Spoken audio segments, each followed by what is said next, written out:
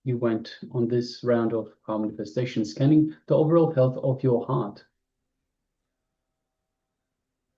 And understand when you scan your body for the overall health, when you scan your individual body parts for their individual overall health, you aren't just scanning, you are actually providing the body with the energy that it needs to heal itself. So if there's any issues with any particular part of your body, you can simply body scan that part, that organ, that part of your body, and provide it through the scanning, provide it the details that it needs. And as we'll see in further power manifestations, this further the rounds of these power manifestations, we'll go into more detail as well. So we'll go into pain areas, an area where you find discomfort and pain. And we'll go in more detail and find out the root cause. And just by bringing awareness to the root cause, we heal the body part, we heal the root cause, we make the root cause irrelevant. So it's a very, very powerful technique, very powerful power manifestation to have under your belt. It is a very powerful healing technique for ourselves. So I'm requesting everyone, please take a moment and share how you went with scanning the overall health of your heart. So please take a moment. Yes, requesting everybody. Zhang Jihao, Gui Zing, Gui Zheng, Vishnathanaya, share members, Wang Shi, Shen, Sally Chan, Puhunjan, Aghor Sarupni, Yang Huilan. If you have taken part in the power manifestation, let's take a moment and share your the scanning that you did. And of course, if you don't want to share, you can always keep with yourself. If you wish to share, you can go ahead and share. Even all the participants following us, watching us on YouTube, make sure that you are commenting on the YouTube chat. Shortly, we'll be giving you the link to join us via two-way. You can have the session via two-way to have the better experience. Yes, we have Prashant Pachpawar that says, Har Har Mahadev. Yes, Nityanandam, welcome. Good to have you with us. Good to have everyone that is on YouTube. And we have a number of participants following us on YouTube. Welcome. Please do get involved as well. So don't just sit back, even though you are on YouTube. We do monitor the YouTube chat. So if you have any questions, if you have any interactions that you wanted to take part in this program itself, please take a moment and share with us. So ask any questions, and also if you take part in the power manifestations, you can let us know what you experienced as part of the power manifestation, how you experienced in this power manifestation. In this today we have the power of body scanning. So this last power manifestation round was body scanning the heart, the particular organ, the heart. So if you did take part in this powerful power manifestation, then take a moment and share as well. Please go ahead. And for those of you on two-way in the Zoom room, please make sure you have the camera switched on and are available in the camera frame. So understand, as Swamiji beautifully said, in the very first day that we started this program, so not too long ago, Swamiji said, whatever you put into the program is what you get out of it. By being present for the full 21 days of the program, by participating, by being ever present, alert, in awareness, listening, and participating, this is how you get the full 100% from the program. So do this for yourself. So you're not doing it for us. You're not doing it for Swamiji. You are doing it for yourselves. This is for you. This is the program that Swamiji has delivered for you to have a super conscious breakthrough. So please take advantage of it. you can have a superconscious breakthrough from this program. So please participate, be present, and interact, ask questions, anything that you need for us to be able to tailor the program to your needs. All right. So with this, we'll be now entering into the next revelation by Swamiji. Actually, when Krishnaya shares, after healing, the mood will be calmer and the spirit will be better. I usually want to sleep at night. Yes. Thank you very much for sharing, Aya. Yes, and also when Shinaya, make sure that you are sharing. We have been watching that you have been actually taking part in the sessions. You have been actually taking part in the power manifestation. Make sure that you start sharing as well. Sharing is a very important aspect of your dimension.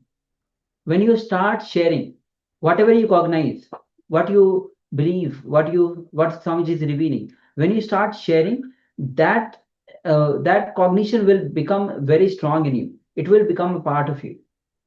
And if you don't share, that slowly will fade leave your system. That's why when you enrich others in various ways, whether you're sharing here or enriching others, it is very much necessary to share.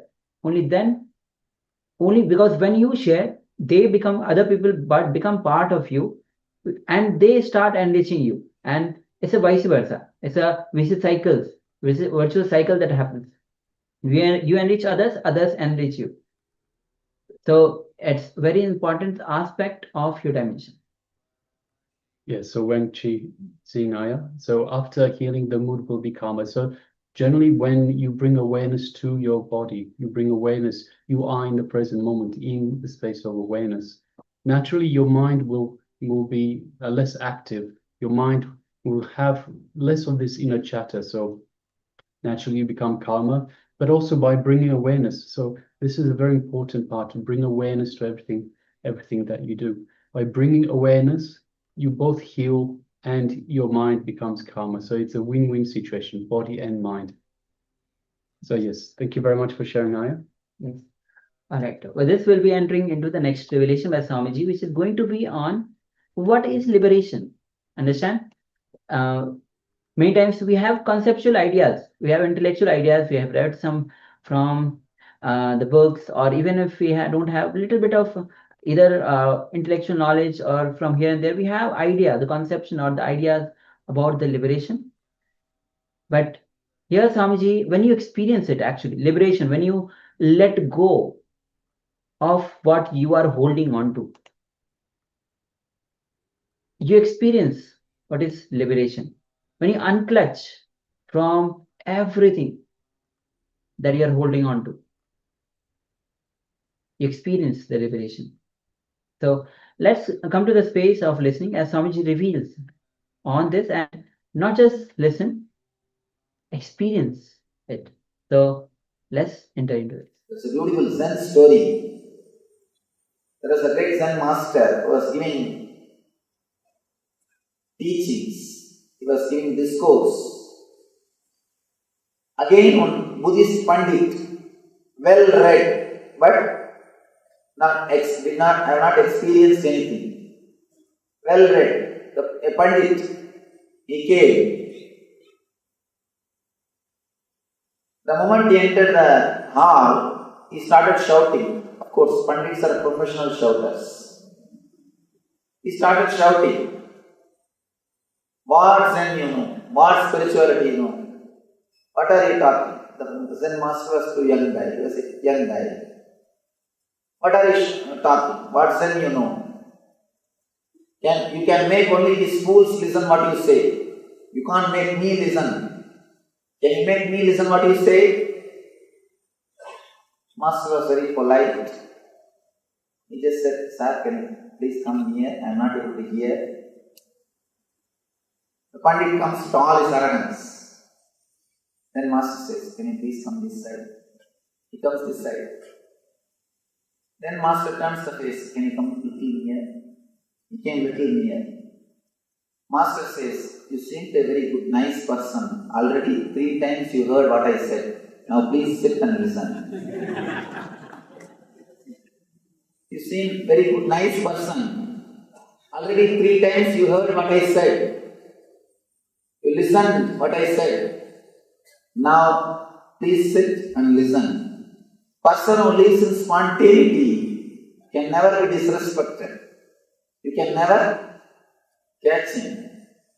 And Ashtavakra is a person who is living in spontaneity, who is completely in the present moment. He can neither be disrespected nor be deluded by the ego. He is not disturbed. He is just clear about his being. And he says clearly, Janaka, you are having only cobblers around you. And Janaka really felt, really understood. Janaka is an intelligent person, a rare politician, an intelligent king, a rare being. Being a king and having intelligence is really something. Janaka is a king and an intelligent being. He understood the meaning of the words uttered by Ashtavakra. Immediately he comes down from the throne, touches the feet of Ashtavakra, and please forgive me. I understand what you said. And not only that, not only he asks Ashtavakra to forgive him, further he puts one more question. Master, O Lord, Bhagavan, he calls Ashtavakra as Bhagavan. O Lord, just from your very words, I understood what you spoke is from your experience. Please understand. If you want to find out whether somebody is really experienced person, enlightened person, or just an intellectual pandit, see when he was hurt, see when he was disrespected. When he is disrespected, how he behaves, that will clearly show whether he is experienced, whether he is an experienced person or an intellectual pandit. You can keep your face or pose, you can do everything as long as your ego is not hurt. The moment your ego is hurt, the pus which is inside will come out. If you have ego, simply the pus will come out. You will radiate the anger, violence and vengeance. When somebody is hurt, when he is disrespected, how he behaves, how he responds, see that will give you a clarity whether really he is enlightened or an intellectual pandit. Here, Ashtavakra is completely disrespected. See, if you say a word and laugh about him, even that will not hurt so much. Just by seeing, if you laugh at somebody, the very being is rejected. The very being is rejected. See, you enter somebody's house. If you start talking, if people laugh, then you can understand they are not ready to accept what you speak. Only you are speaking, they are not ready to accept. But the moment you enter, if they start laughing, your very being is not accepted. Sometimes, if you don't open the mouth, people may think you are a fool. If you open it, you may confirm. You will confirm it. So, at the most, they may reject your speaking. But just by entering, if they start laughing, your very being is rejected. Here, the very being of the Ashtavakra is rejected, disrespected by the ministers in the court, but he was not offended. He is not disturbed. He was not disturbed. Of course, when we address the masters, we can't use the word was. We can use only the word is.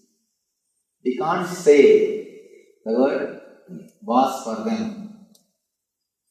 We can't say he was. We can only say he is. Of course, when you mention the incidents of the past, you will not use the word was. But when you mention about the masters, they are available. We can't use the word of past tense. He was not hurt.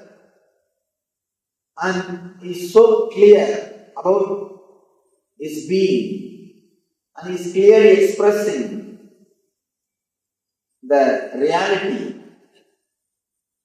Janaka says, just by your very words, your few words, I can understand you are an enlightened being. It is for being. Please teach me. Please give me the wisdom which you are having. Janaka is requesting, because Janaka asked, whatever Ashtavakra taught has become big help. It has helped Janaka Raja to transform his life, to awaken his being, to achieve enlightenment. Here, I request you, unless you ask, this help cannot be given. If I give you without you asking, it is just like scout boys helping old lady to cross the road. 3 boys have to help one lady because she did not want to cross the road. So be very clear, I do not want to force help on you. By you being here, I assume you are requesting this help. So, I am entering into the Sutra, I am entering into the Ashtavakra's Gita, assuming you need the help, you need the wisdom, you need the knowledge of Ashtavakra. Janaka Uvacha. Let me give the slokas in English itself, then I will give the explanations. Janaka said, how can knowledge be acquired? How can liberation be attained? How is renunciation possible? Tell me this, O Lord. Beautiful question.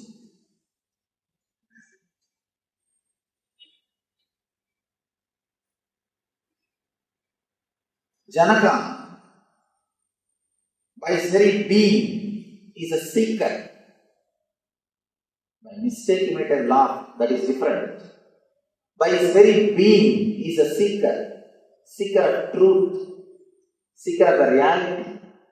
So he is asking, how can knowledge be acquired? How can liberation be attained? How is renunciation possible? Tell me this, O Lord. The word liberation needs to be, you need to understand the word liberation. Liberation means not disturbed, polluted, touched by the inner or the outer world goals.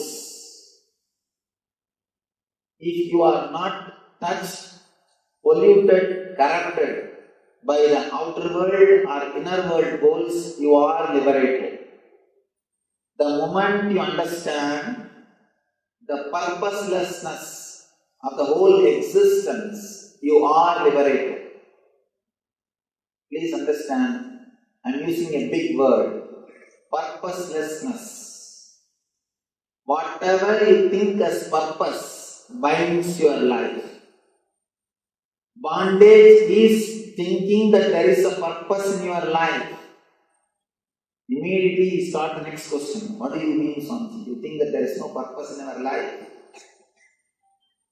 Your life has got meaning, but it has no purpose. Be very clear. Purpose means you are constantly worried about the goal. You are constantly worried about the achievement. You are constantly bothered about what has to be achieved. The goal. Be very clear. Goal is not the result of the life. The life itself is the result of the life.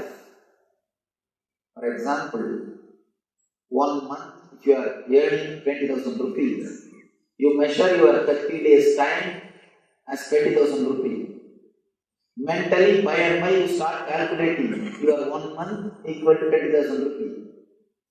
Whenever you go to shop, you measure in your mind, oh, to buy this saree, I have to work 15 days.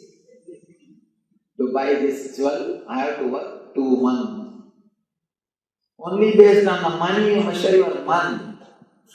Be very clear. If somebody says they will give you 100 years salary in lump sum and ask you to die, will you accept? No. But your mind is conditioned so much. You measure your whole life based on the money which you make every month. The value of your life is calculated by your mind based on the money which you make. You need to understand an important thing. Your life is not equal to money or wealth which you are creating. Money or wealth is beautiful as long as you use it. When you start measuring your whole life, when you start calculating your whole life just based on the money, when your whole life is minded, when your whole life is centered only on money, be very clear, you are seriously missing something in the life. Something seriously wrong with your thinking system. Money is beautiful as long as you use it. But when you start measuring your life based on the money which you make, you are living in a miserable condition. If you measure your whole life just based on the money you are making, you will be happy only on the first and second. When you receive your paycheck, when you receive your salary. For next 28 days, you will be doing tapasya just for the 2 days. You will be selling your 28 days just to be happy in 1 day. Please do not sell your life. Do not sell your life for some goal. 2 things. If you sell your life for some goal, you may not achieve at all and feel frustrated. That may happen, first thing. Second thing, you may achieve the goal and feel depressed. Be very clear, there is an important word which we need to understand. Depression of success. Depression of success. Depression which happens after failure is not real depression. Because always somebody can give you hope. There are so many hundreds of these self-help books. How-to books. If you want to become mad, read how-to books. Straight way to hell. Direct way to hell. These how-to books, the self-help books, they are actually, if you are normally living with your problems, you may have 10 worries. And if you read these self-help books, and they constantly teach you, don't worry, don't worry, don't worry. Now you have one more worry, how to stop your worrying. All self-help books leads only to hell. Direct way to hell. They will create one more worry for you. Let me tell you a small incident. It's not an incident, it's a truth. How to stop worrying, start living. That's a great book written by Dale Carnegie.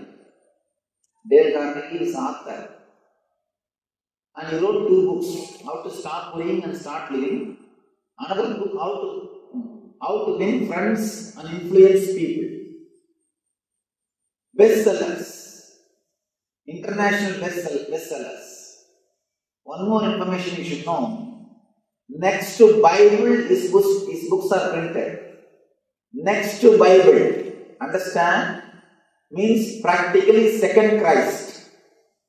Next to Bible, his books are printed and sold all over the world.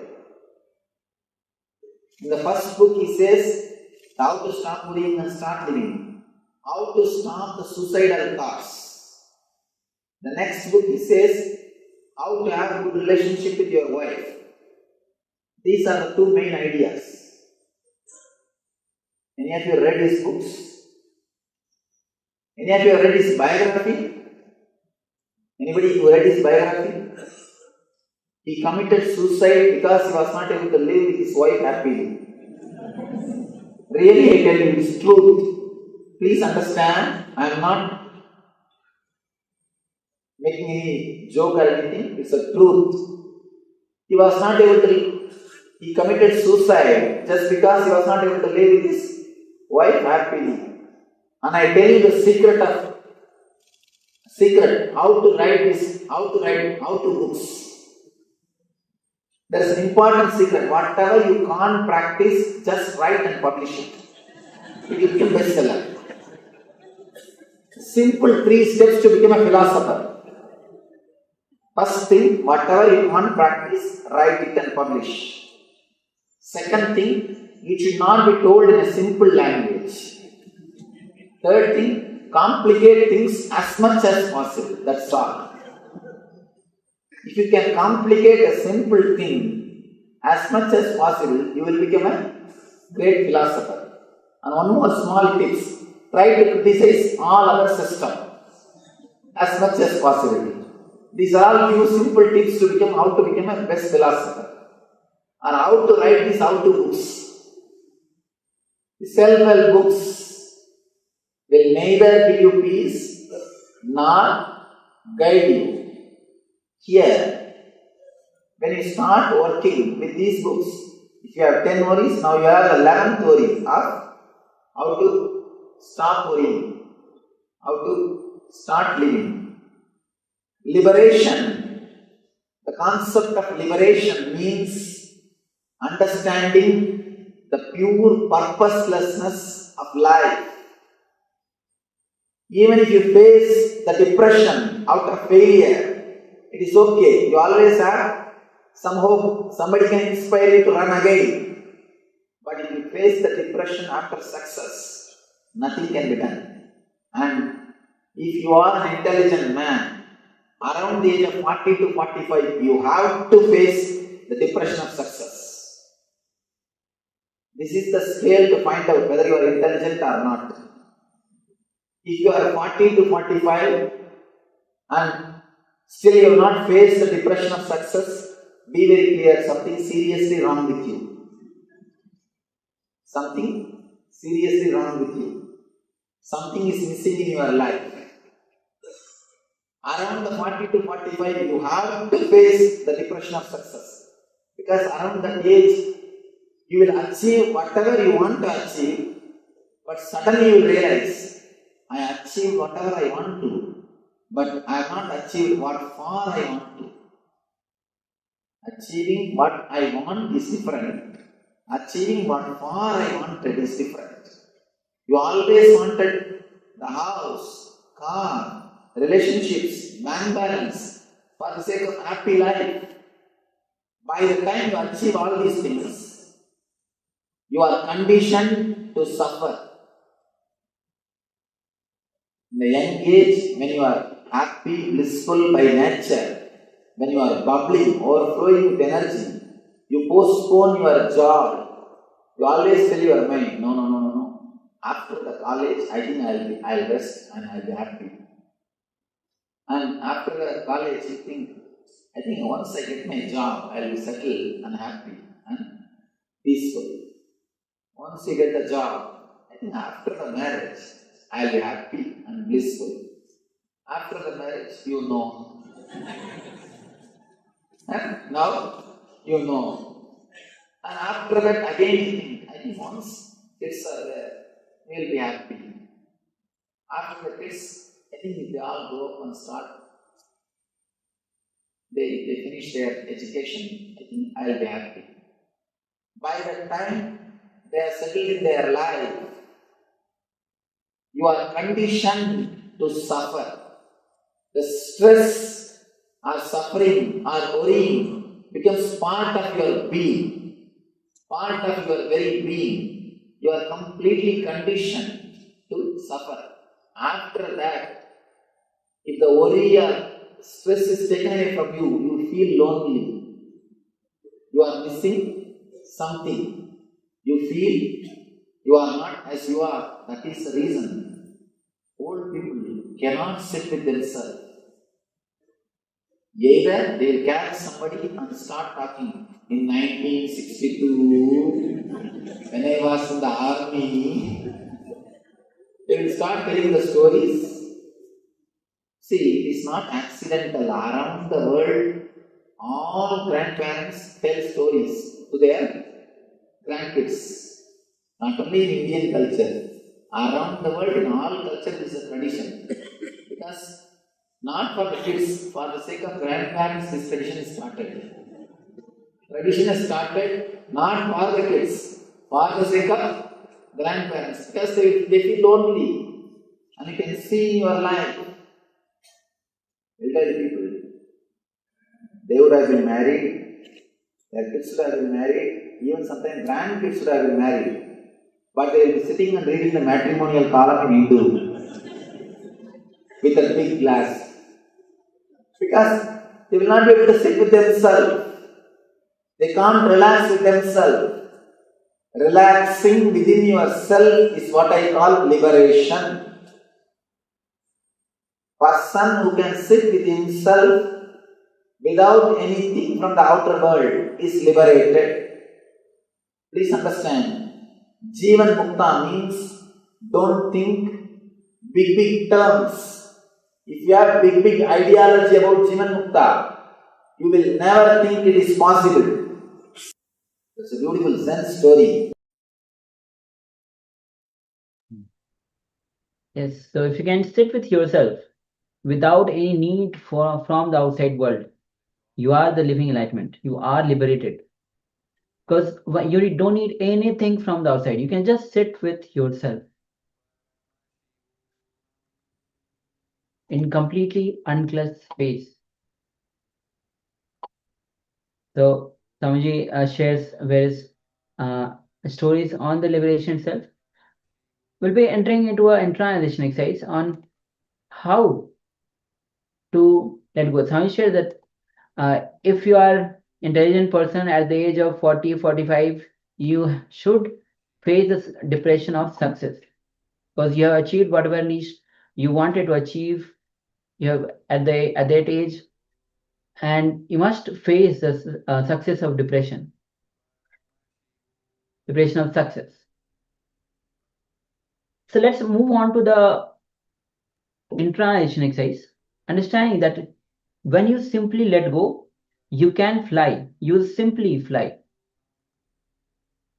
And great understanding that when this moment you are unclutched, understanding that this very moment you are unclutched. Swami shares a beautiful story of like how in the northern India the hunters use a trap to catch birds. What they will do? There will be two. They will tie a rope between the two trees, and in the middle of the rope, they will secure a wooden stick. They will tie in the rope in the middle, and the rope is tied in the midpoint of the stick. So this is actually hunter's trap to catch the birds. You may think how a bird can be trapped with a small stick. How is it possible? But actually, all they do is just hung the stick in between the trees using a rope, and that's all. That is all there is. The trap for the birds. So yes, in the middle of the rope, they secured the wooden stick, and the rope is tied at the midpoint.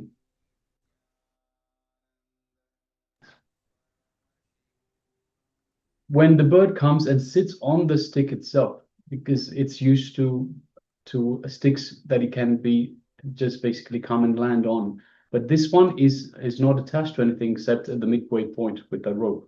So when the bird's own weight comes and sits on the stick itself, the weight of the bird just simply turns the stick upside down in terms and the bird itself is now hanging upside down. So it's fallen to the sideways and is hanging upside down. Now, the moment the bird hangs upside down, it loses its sense of balance. So when it loses the sense of balance, it hangs on to the stick. It tightens its grip on the stick because it feels totally shaken. It simply holds onto the stick as if its life depended on it. Because it is hanging upside down, it thinks, if I unclutch from this stick, what will happen? I'll fall and die. Because it's not used to hanging upside down, not used to being in this position. Yes. So, because there's no record that any bird has ever fallen and broken its head. But the bird does not have the intelligence to realize this. It keeps hanging on. And by not letting go, not only does it loses its freedom, but it loses its life too. Because ultimately, the hunter comes, traps the bird, and takes it away.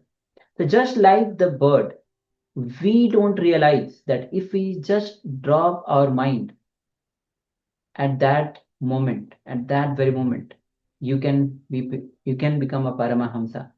That very moment, you can be liberated. So let's get into an unclutching exercise. So this is another unclutching exercise. In the same way, we hold on to whatever we think that is our identity, whatever we think is our security. So whether it be our education, our mind, our life, our relationships, bank balance, whatever it might be very clear. If you simply let go, and of course, we're not saying don't have a bank balance, don't have relationships, but don't hang on to it. Don't hang on to it like your life depends on it. The moment you let go, you will definitely not fall and die like the bird thinks. You will only become a Paramahamsa, as we've seen. Now just practice this unclutching for a few moments. Just sit and decide to let go of everything that you are holding on to.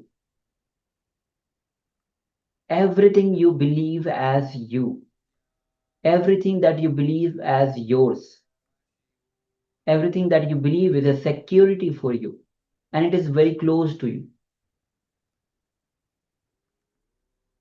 So decide to go on unclutching. Unclutch from your education. Because through education, you hold on to the education, your degrees, the knowledge. Unclutch from your mind. Unclutch from your life, because life has given so much of experience to you, whether it is joyful or painful. We stick to those experiences again and again. Unclutch from the life. Unclutch from your relationship.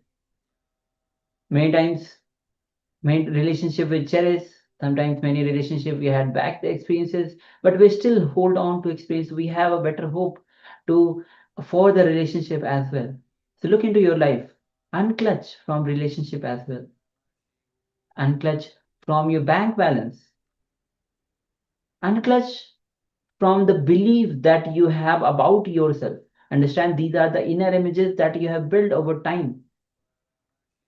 The beliefs that you have about yourself, these are also you're holding on to. So just unclutch from your inner image. Unclutch from the social image. The images that you're projecting to the others. Just go on unclutching. Unclutch from everything. So take this time, sit with your head, neck, spine in a straight line. You can close your eyes as we enter into this powerful unclutching. Let's begin.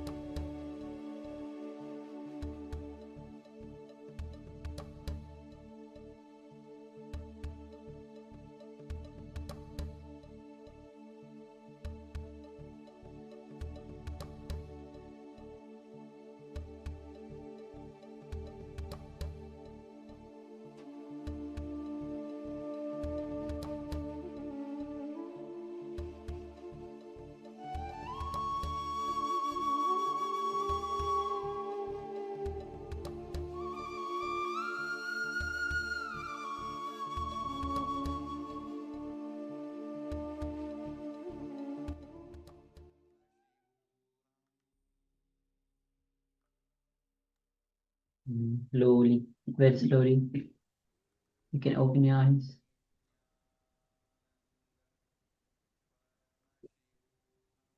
And remember to unclutch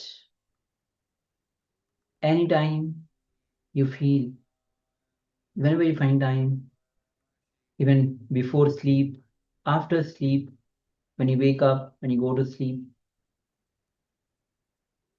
you can unclutch.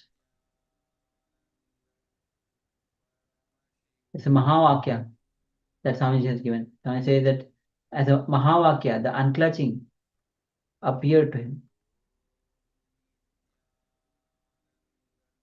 So slowly you can relax. Now we'll be entering into the power manifestation. And as today we are doing the power of body scanning, let's prepare ourselves to enter into the next round of the power manifestation. So you can once again choose to scan the overall health of a specific organ, and this time we can choose to scan the overall health of the lungs. Lungs, as you know, is a vital organ for our respiratory system. So let's get ready to enter into this round of power manifestation. Yes, so let's sit comfortably with the head, neck, and spine in a straight line. Let us sit with the intention to manifest this power, to connect to the divine. Let the divine manifest through you and show you the general health of your lungs.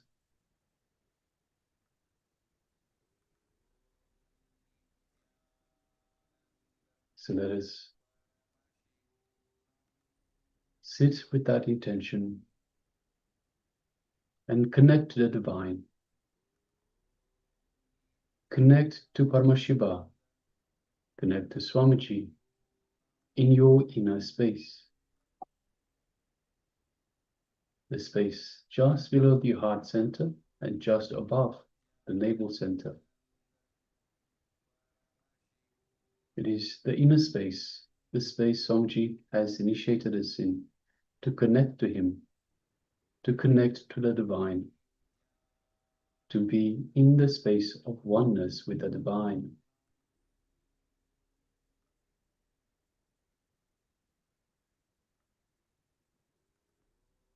So just take a moment, bring your full awareness to your inner space. Understand that Swamiji is available.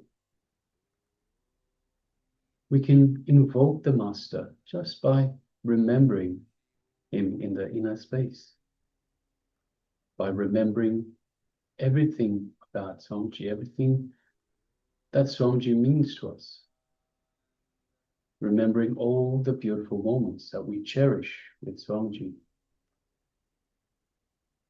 remembering all of that in our inner space, just below the heart center, just above the navel center. So let us have a full awareness in the inner space. And let's invoke the Master through remembrance, through remembering. So just by remembering Swamiji in our inner space, we invoke him in our inner space. So let's go ahead and do that.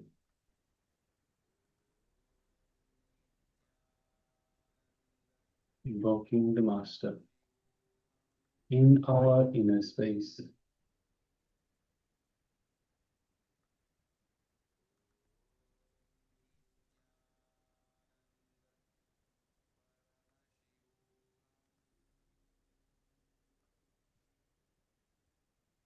Feel the space of oneness with Swamiji.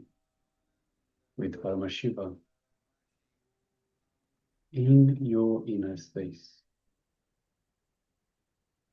You are Paramashiva.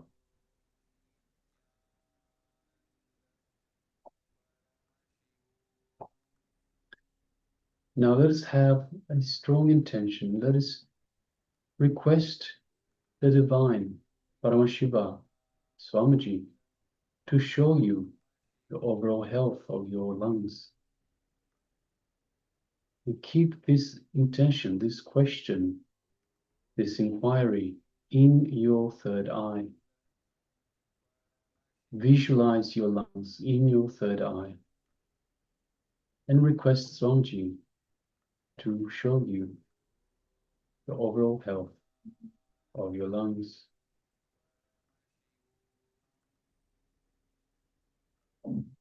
So keep this inquiry in your third eye. Now let us start chanting the Mahavakya.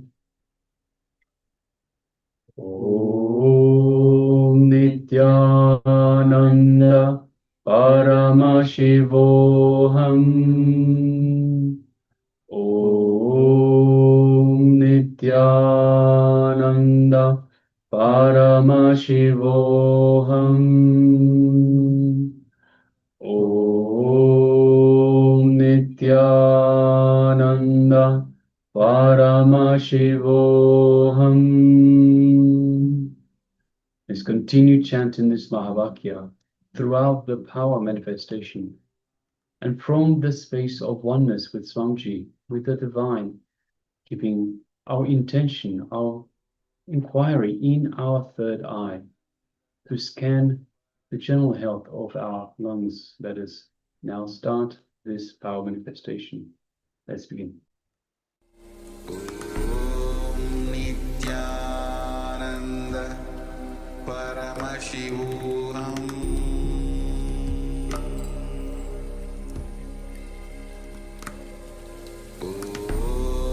Nityananda Paramashivoham.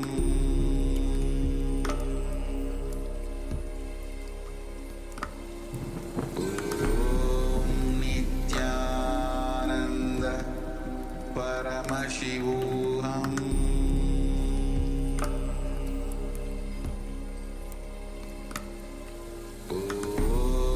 Nityananda Paramashivoham.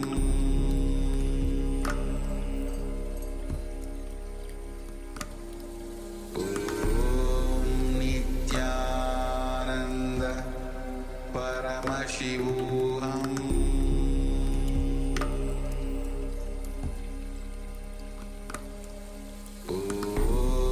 Nityananda Paramashivoham.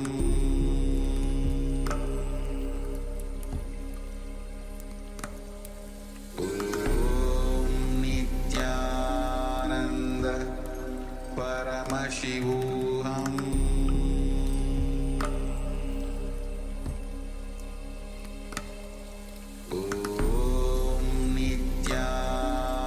Nityananda Paramashivoham.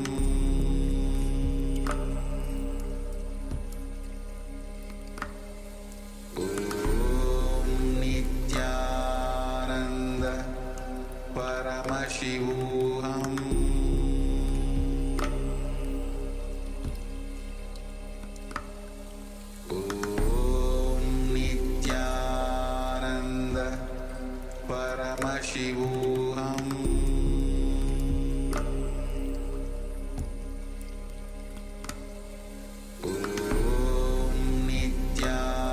Nityananda Paramashivoham.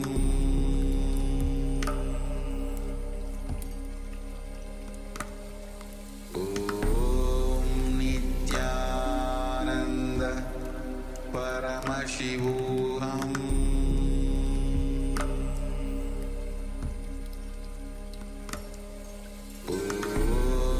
Nityananda Paramashivoham.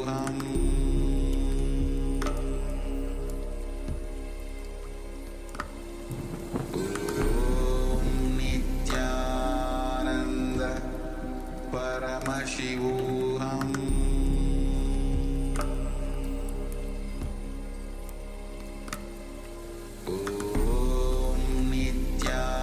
Nityananda Paramashivoham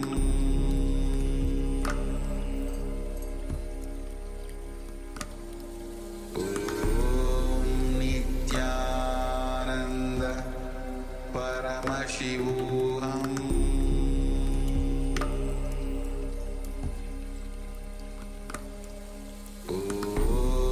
Nityananda Paramashivoham.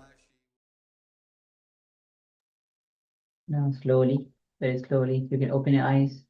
You can remove your eyelids if you had closed your eyes.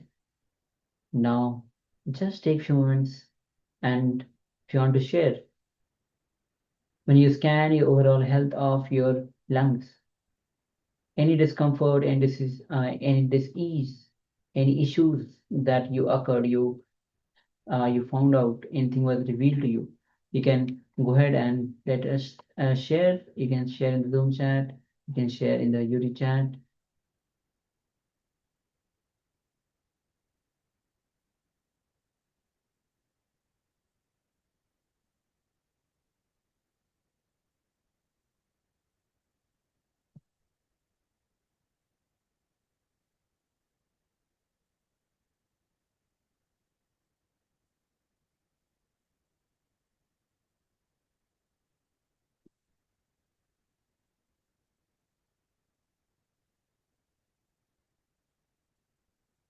Yes.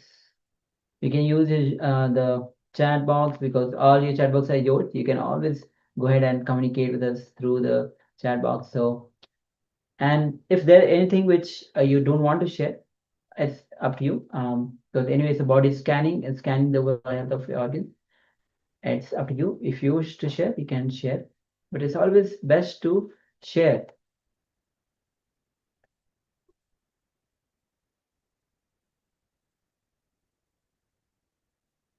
All right. So if you're still sharing, please continue to do so. Meanwhile, let's enter into the next revelation by Swamiji, which is going to be on enlightenment. It is possible. Yes, as Swamiji is saying, enlightenment, it is possible. I know many of us will be thinking, oh, enlightenment, it's not for me, or it's too late for me. But Swamiji says very, very beautifully, enlightenment is possible for you, for everybody. And understand, Swamiji beautifully tells that the only requirement for enlightenment is being alive. So there's no requirement in terms of age, at what age you should start, at what age you can no longer start. There's no such thing. But any time you can start. There are techniques for instant enlightenment, for example. But of course, practice. You need to put those into practice. You need to be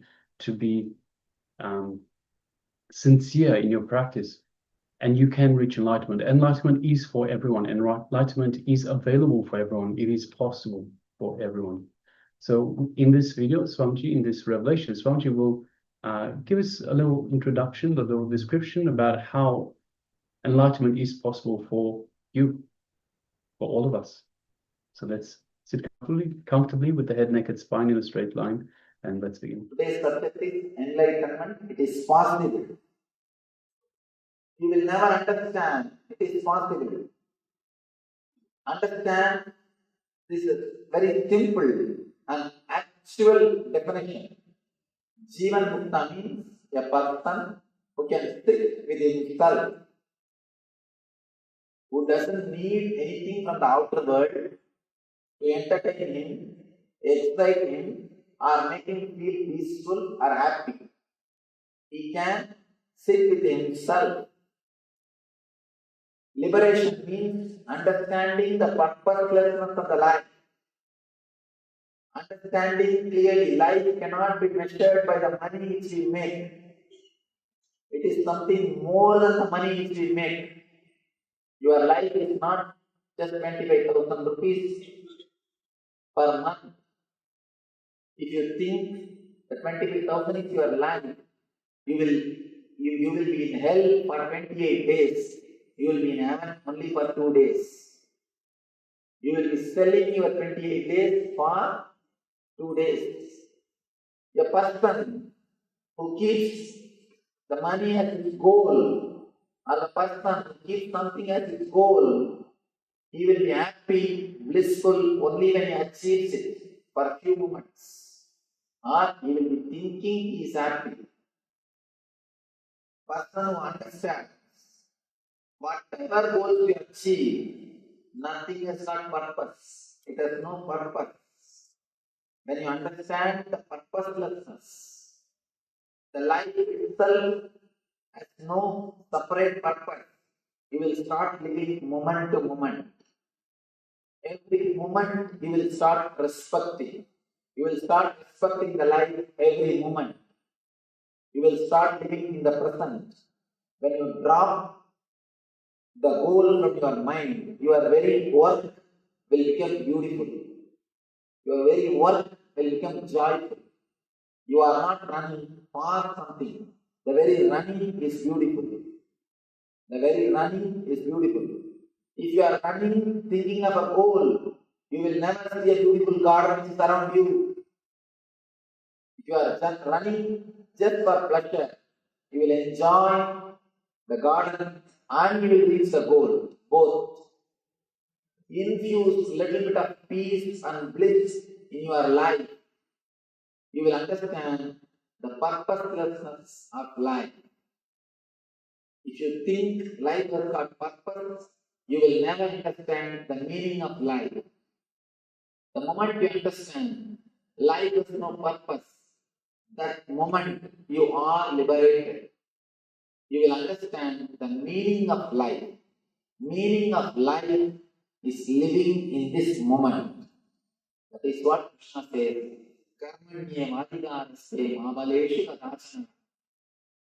You have right only to do your duty. You have no right for result.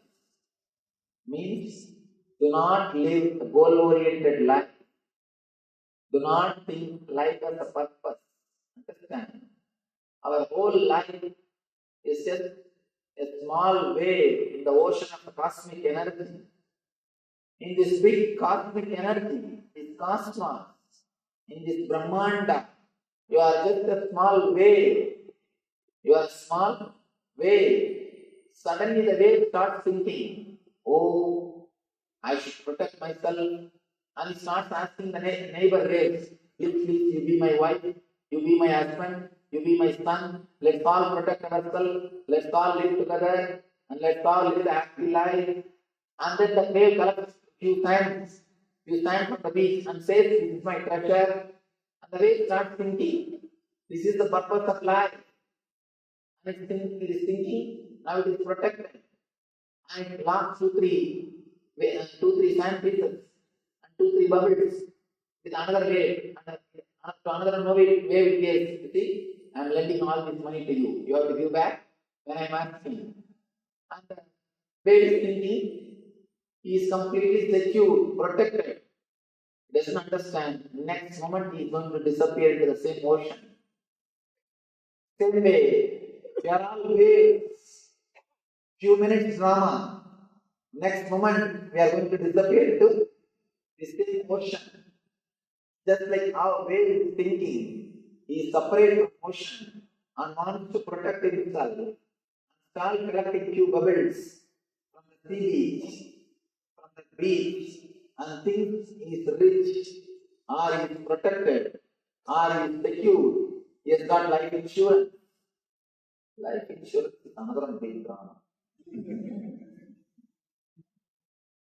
You cannot use that word life insurance at all. It is a death insurance. After you die, your family or friends or relatives get that money who are waiting for it. So you cannot call it the life insurance. It can be only called as death insurance. So be very clear. Just how the wave is thinking, he is secure by collecting few bubbles. Same way, you are thinking, you are safe by having few diamonds in your locker. That pebble and your diamond both are one and the same. Because few idiots want to possess this diamond, it has got market value, that's all. Few fools wanted to possess that stone, it has got market value, that's all. Otherwise, in reality, that and this is one and the same. Whether that stone or this stone are one and the same. Because few fools are competing to possess the same stone, it has got market value. Be very clear, no stone can protect us. How the way is thinking, by collecting few pebbles, it is protected, its life is insured, it is secure. Same way we start thinking and few things. Life is pure purposelessness. Even though it's little difficult to understand this truth because of our social conditioning, the moment you understand, you are liberated. And be very clear, person who understands the life is purposeless, he will start working 10 times more intensely than you. He will be working 10 times more intensely. Do not think you will become lazy. Always flexing. Swamiji, you say life is purposeless. If we start thinking all these things, we don't want to work, what to do now? Be very clear. Because you created too much of negative thoughts about your work. Because you are conditioned, work is punishment. Work is hell. Working is wrong. Working creates stress.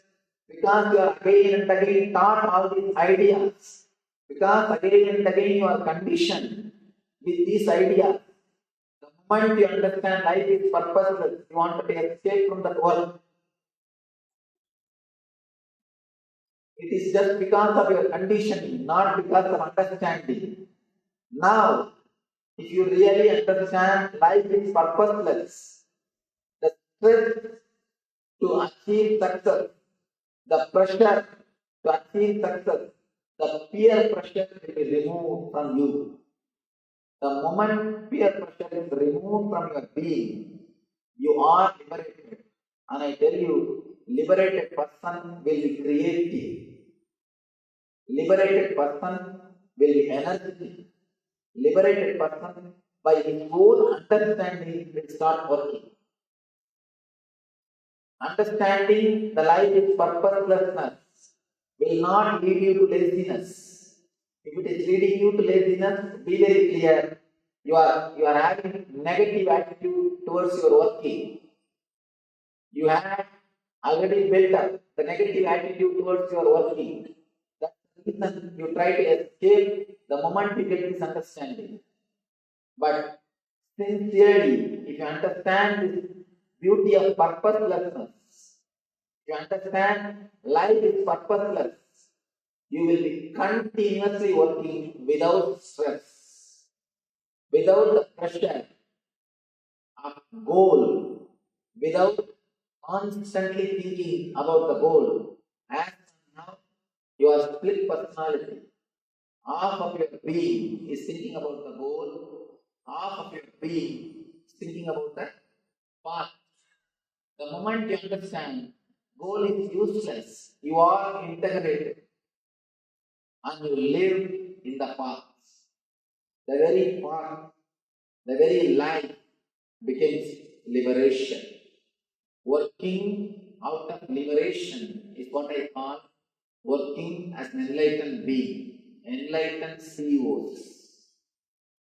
If you are working out of liberated consciousness, you live in leader consciousness. You achieve the state of the leader. Two things. Status of the leader is different, state of the leader is different. Status of the leader is related to society. Status of the leader is related to your society, position, your bank balance, your position, all these things. State of the leader is related to your understanding about the life. If you have this deep understanding, You will achieve the state of the leader consciousness. Man is liberated, will live in the leader consciousness. Here, Janaka asks how to achieve liberation. How the renunciation possible? Tell me this, O Lord. Renunciation, another beautiful word. Always people come and ask me, Swamiji, should we renounce everything to achieve enlightenment? Should we renounce everything to realize divine? I tell them, just renounce what you don't have. You don't have to renounce what you have. Just renounce what you don't have. Fears, anxieties, unnecessary worry, unnecessary fantasies, too much of imagination. All these things are not there in your real life, but you are living with all these things mentally. Mentally, you are living with all these things. 99% of your worries never come true.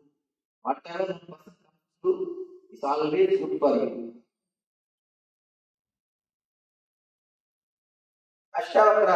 Ashavakra starts.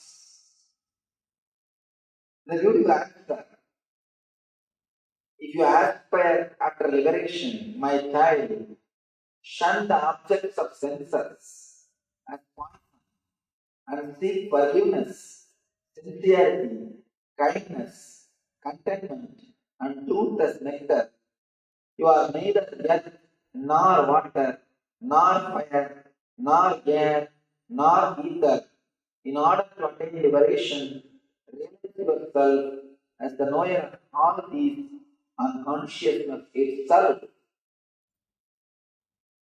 Beautiful two slokas, beautiful two sutras.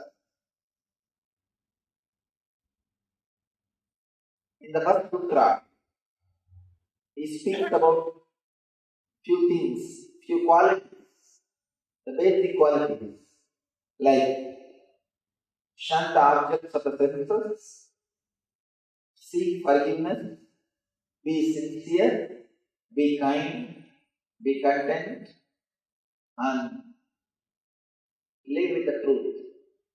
And the second sutra, he says, please understand, in the second sutra, he expresses the technology.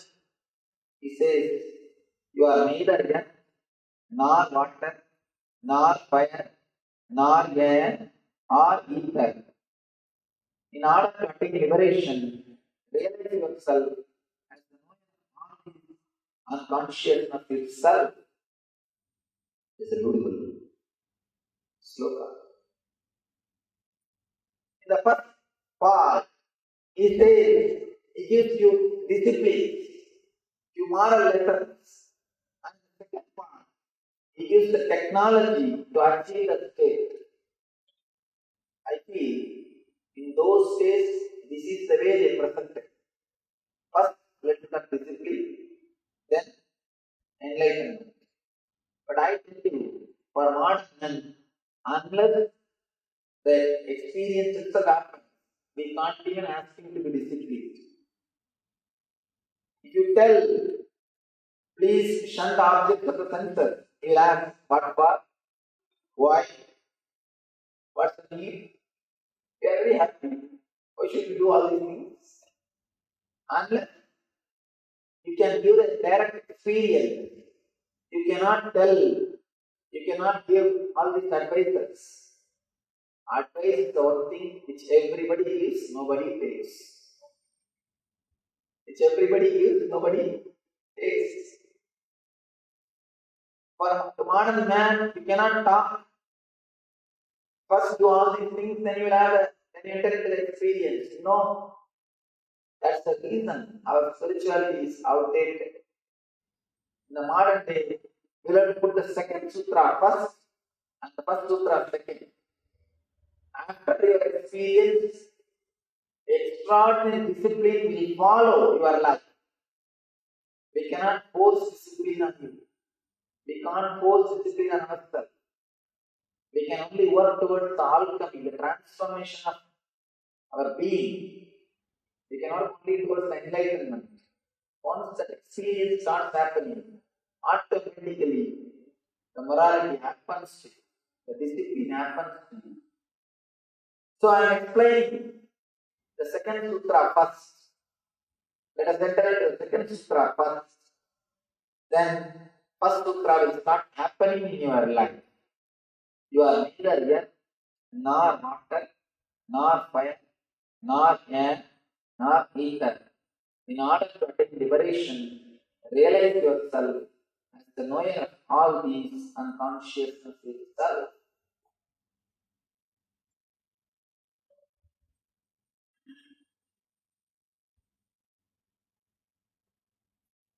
Constantly, you think about your life, whether positive or negative. Whether you think your life is a chain of beautiful incidents, or you think your life is a beautiful chain of so many sufferings. Usually we think only it's a chain of suffering. Whether you think your life is a chain of sufferings, or you think your life is a chain of beautiful incidents, both are ignorance. Both are just expressing your ignorance. Be very clear. Your life is not a chain as you think. Every moment is individual, separate, independent movement.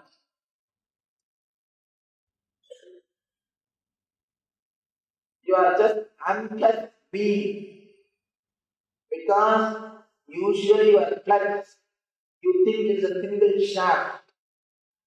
Because you never unclutched, you think you are a shaft. Be very clear. Any moment you can just unclutch yourself. Any moment you can liberate yourself. Here Ashtavakra says, you are neither earth, nor water, nor fire, nor air, nor ether. Please be very clear. He is not requesting you to believe all these things. No. Whether he requests or not, I don't know, but I am not requesting you to believe all these things. Let me be very clear. I am not asking you to believe all these things. I am just stating the fact. I am just stating the truth. I am just expressing the truth. If you are intelligent enough, it will resonate in your being. You will feel connected to what I am saying. You will feel deeply the truth of my words. If it happens in you, come tomorrow. Otherwise, relax. It's okay. Do not bother with it. You cannot believe. All these things cannot be achieved by believing. All I request you to do is just be here completely present and try to listen whatever is uttered. And try, if you are a seeker or if you are going to be helped by the scripture or by me, simply this word will start creating a new healing effect inside your being. You will experience a deep inner healing. You will experience deeply connected, the feeling of connection. You will start feeling that you are connected. If that feeling connected happens, be very clear, you are ready for experience. You are ready for experience. You cannot prove all these statements logically. I cannot prove all these statements logically. These statements are not to be proved logically. It is not for logical analysis. It's a beautiful story. Let me tell you the story. Vivekananda goes to Ramakrishna and asks, Bhagavan, why don't you prove God logically? And Ramakrishna laughs. If I prove God logically, logic will become God. Logic will be raised to the higher level than God himself. God is higher level. God is great because he can't even be proved by logic. When Ramakrishna gives the same Ashtavakra Gita book to Vivekananda and asks him, please read. But Vivekananda was completely confused and depressed at the time. He says, why should I read all these things? I don't know. But Ramakrishna says, I am not asking you to read for yourself. Please read it for my sake. Please read it for my sake. Just read. I am old. I can't read. You are young. Your eyes are fresh. Just read it for my sake. So that I will listen. Just few lines. And the story says, he was able to read only few sutras. The very sutra started shaking him. He started shivering. He started trembling. And the tears started pouring. He just dropped the book and started reading Ramakrishna. I don't know, but I can't read this book anymore. My whole being is shaken. Be very clear. If you intensely listen, your whole being will be shaken. If you are shaken, this book is for you. I am for you. If it doesn't happen, do not bother. Relax in the house tomorrow. There are so many other beautiful programs. Use your time in a much better way. When you work with the truth, you don't need to believe. The very power of the truth will shake you. The very power of the truth will start working in you. The very power of the truth, you will not be able to forget it. People ask me, Swamiji, how to remember all your teachings and follow in our life? I tell them, never do that mistake. Never try to remember my teachings. If my teachings are truth, you don't have to remember them. They will remember you. Just listen and understand. Whenever it is necessary, they will automatically come up and they will make you do things according to truth. If you have to force yourself, think and remember, then practice means it is not truth. Truth needs no belief. Here Ashtavakra is declaring, you are neither earth, nor water, nor fire, nor air, nor ether. In order to attain liberation, realize yourself as the knower of all these unconsciousness itself. He says, you are neither body, nor mind, or any of these five elements. Your body and mind are created out of these five elements. You are filled with earth, water, fire, air, and ether. Ether is your thoughts. You are filled with all these things, but you are not these. You are beyond all these things. You are beyond all these five elements. Understand yourself as a pure consciousness. Realize yourself as the knower of all these unconsciousness itself. The next question, immediate question will come. How to understand something? How to understand? Today we will do a simple meditation technique from this sutra to realize that your consciousness itself. Meditation technique derived out of this sutra that will give you the deeper level experience or understanding about what I am speaking. You do not have to think your body to be alive. Be very clear. You do not have to think your mind to think. Somebody goes to Ramana Maharshi and says, Bhagavan, to live in Nirvana, 6 rupees is more than enough. In those days, cost of living was very low. He says, to live here 1 month, 6 rupees is more than enough. Bhagavan says, to live even body and mind is not necessary. Why do you need 6 rupees? Understand, to live, even your body and mind is not necessary. When you understand you are beyond body, your body becomes graceful. When you understand you are beyond mind, your mind becomes intelligent. You start radiating grace and intelligence when you understand you are beyond body and mind. It's a beautiful sutra in Ayurveda where healing and spirituality is explained beautifully. In India, everything, art, culture, painting, festivals, medicine, clothes, everything is connected to spirituality. Spirituality is the backbone. In Ayurvedic science, they say the stomach problems, constipation, all these things happens if you are constantly holding your body. If you can just relax and witness, you start understanding you are not the body, you will never have stomach problems. Any of you have stomach problems, try this technique. And I tell you, it works. In last 2.5 years, I have met more than 1 million people. And more than 1 million people have taken the meditation techniques and technology created by me and experienced the truth or the bliss in their life. I tell you from my experience, this experience, if you have stomach problem, just for 2-3 days, constantly think you are not the body. And I assure you will be liberated from the stomach problems.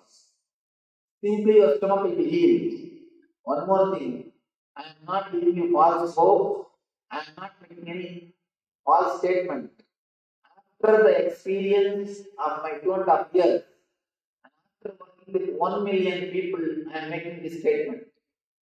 After thousands of case studies, I am making this statement. After a long research, I am telling you, just try for a few days. If you have stomach problem, ulcer, constipation, irritation, any problem related to stomach, just for 2-3 days, constantly think, I am not the body. I am not the body. Just relax and allow the body to function. I tell you, within 2-3 days you will be healed. Because the moment you start thinking you are the body, you start suffocating the body. You start forcing the body. You start abusing the body. You start disrespecting the body. When you think you are body, you start disrespecting it. You start abusing it. You can see in your life, for the sake of your enjoyments, you destroy the body. Till night, 12 o'clock, sit and watch the cricket. Your eyes are burning. It is begging, please give me little rest. In between the advertisements, eyes are automatically closing and taking you in.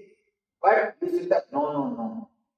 This is not the time for me to sleep. And you start watching the game. You are abusing your eyes for the sake of your pleasure, for the sake of your intellectual joy, or ego joy, intellectual joy. Joy, somebody means you associate yourself with somebody, some country, whether it's India or Pakistan or Sri Lanka, some country, you associate yourself with that country.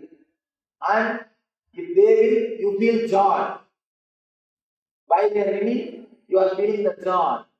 This joy comes out of ego and association. And I wanted all of you to understand, seeing cricket is surely not patriotic. Patriotism. And somehow the idea has been spread. No, we should be patriotic. One young guy came to me and he told me, Swamiji, we should be patriotic. That is why I see the cricket. What are you talking? If at all India can be represented, it can be represented only by few enlightened masters and the rishi, not by just one or two players or teams. Today's perspective. Yes, enlightenment, it is possible. Swami says again and again, because unclutching is the ultimate technique for enlightenment. So now we'll be taking few minutes. Just sit and unclutch. That's all. Decide that you are going to unclutch eternally and experience it now. As Swami says, when you decide to unclutch eternally, right now you will experience unclutching. Just how when Buddha decided until he get enlightened, he's not going to get up. That very moment he got enlightened. So don't create a thought, don't sustain a thought, don't try to destroy or fight with the thought as you sit with your eyes closed and unclutch. Just don't bother what is going on inside you, whether it is your emotions, whether it is your thoughts, whether the pain or peace. Just do not respond to anything. Just decide, let me be unclutched. Sit with that unclutched Nirvikalpa Samadhi and gaze into Samji's third eye. Only you and him exist, nothing else. So requesting all of you, just sit and unclutch. We'll be projecting Samji's third eye for you. And now let's just sit and unclutch.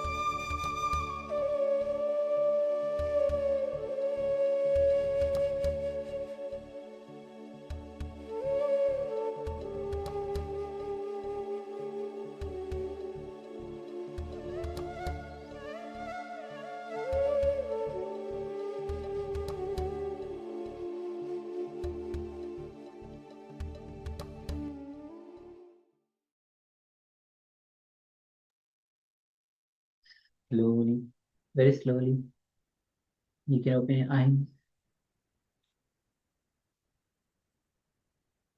Yes, you can slowly open your eyes. And always remember to unclutch.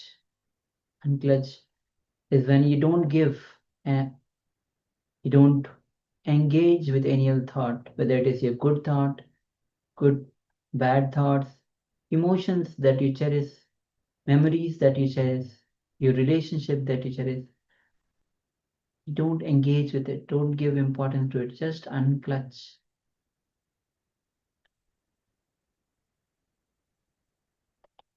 As we go on unclutching. It's a very powerful technique.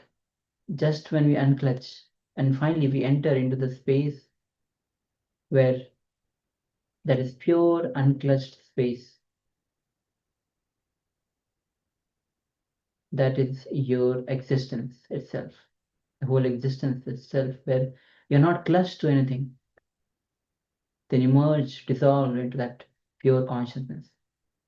With this, now we'll be entering into the power manifestation, and this time we'll be entering into scanning the general health of your liver.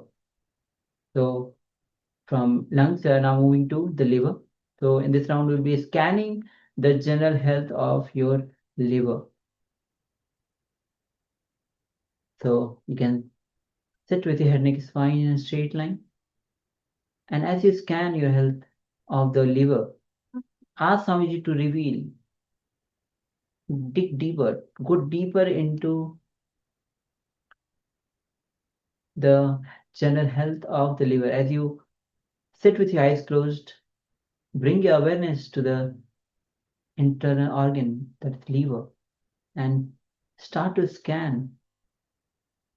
And ask Swamiji to reveal any discomfort, any uneasiness, and go deeper into it. So with this, let's begin this manifestation as we visualize Swamiji in our inner space and connect with Swamiji through the Mahavakya. Om Nityananda Paramashivoham. Om Nityananda Paramashivoham. Om Nityananda Paramashivoham. Keep chanting the Mahavakya as we enter into this round of our manifestation where you'll be scanning the overall health of the liver. So let's begin this manifestation.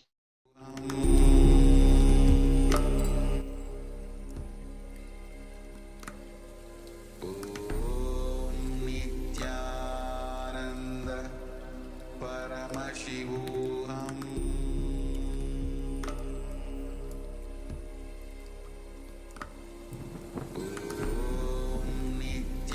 Nityananda Paramashivoham.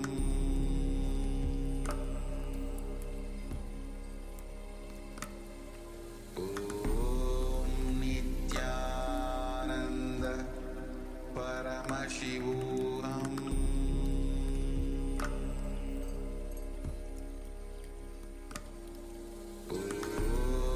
Nityananda Paramashivoham.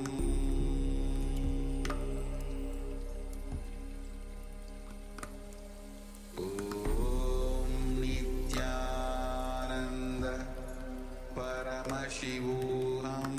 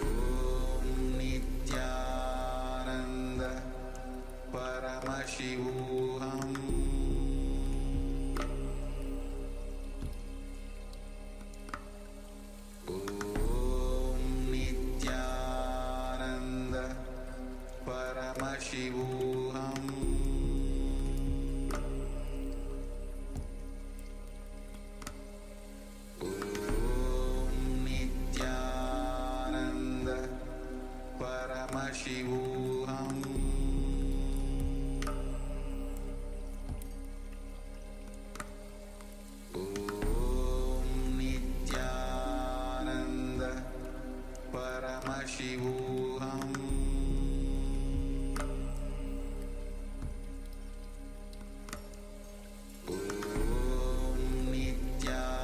Nityananda Paramashivoham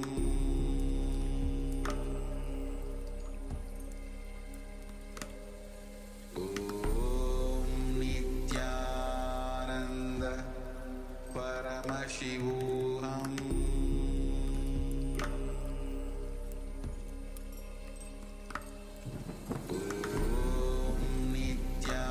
Nityananda Paramashivoham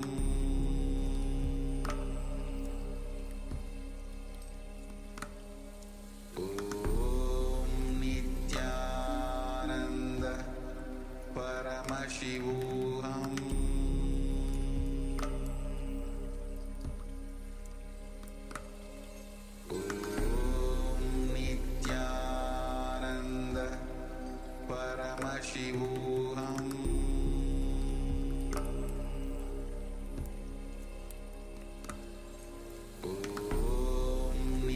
Nityananda Paramashivoham Nityananda Paramashivoham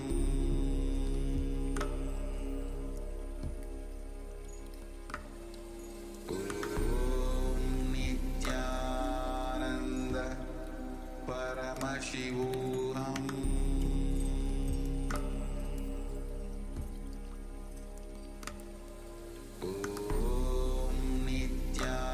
Nityananda Paramashivoham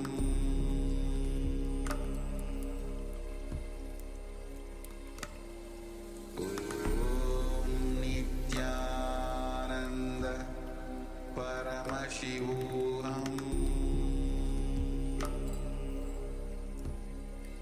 Paramashivoham Nityananda Paramashivoham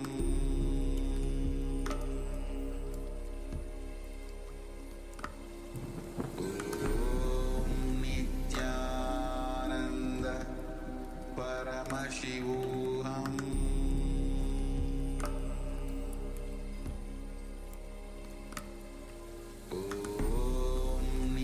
Nityananda Paramashivoham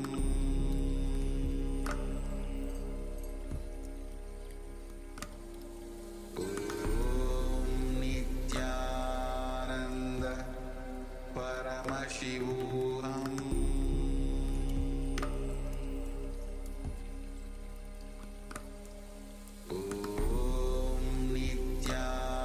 Nityananda Paramashivoham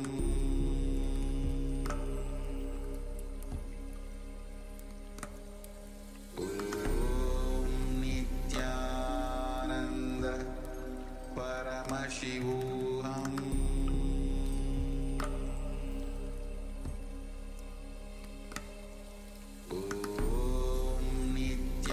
Nityananda Paramashivoham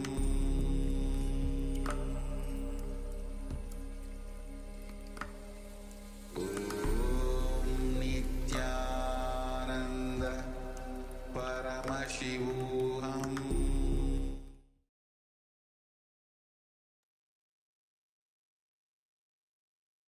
Yes, you can relax now. You can slowly open your eyes.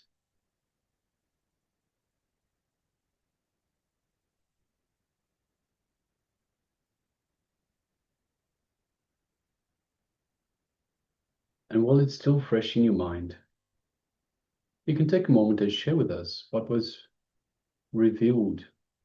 What did Swamiji reveal to you? What did Paramashiva reveal to you when he was scanning the general health of your liver?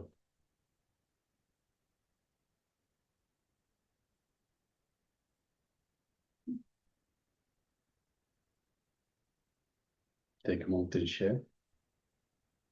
Share your experience, your entire experience. And please make sure that you pay attention to everything that you experience as part of the power manifestation. Every sensation, every sound, smell, taste, whatever you experience is all part of the revelation. So don't discount anything, don't judge anything.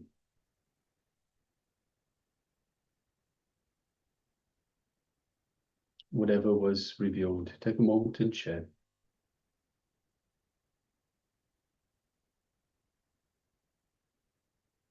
Meanwhile, also requesting everyone that has the camera switched off to please switch on your cameras. So we have Vishwanathanaya, we have Ma Zhangxi O, Ma Gui Shu Jing, Ma Mahasatya and Paramasatya, and Ma Agora Swarupini.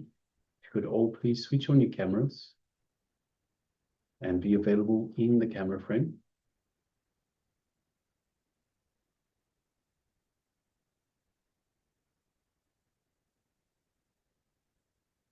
All right. So requesting everyone take a moment and share. And if you're following us on YouTube and you've taken part, you can let us know in the YouTube chat as well.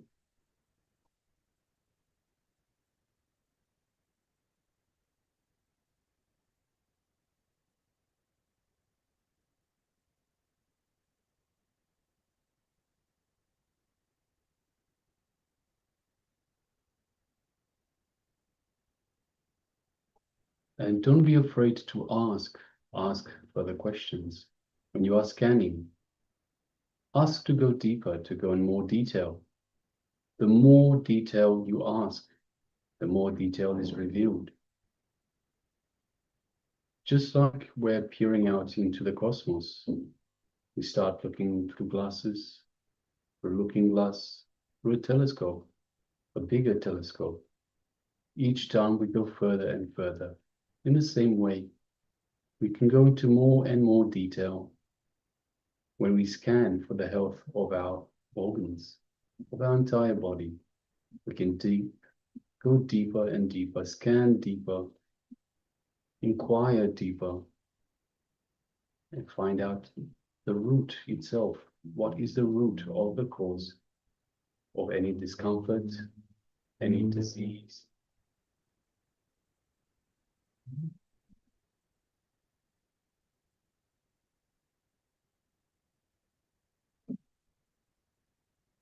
All right, so if you're still sharing, please continue to do so. Meanwhile, let us get ready for the next segment in our program for today.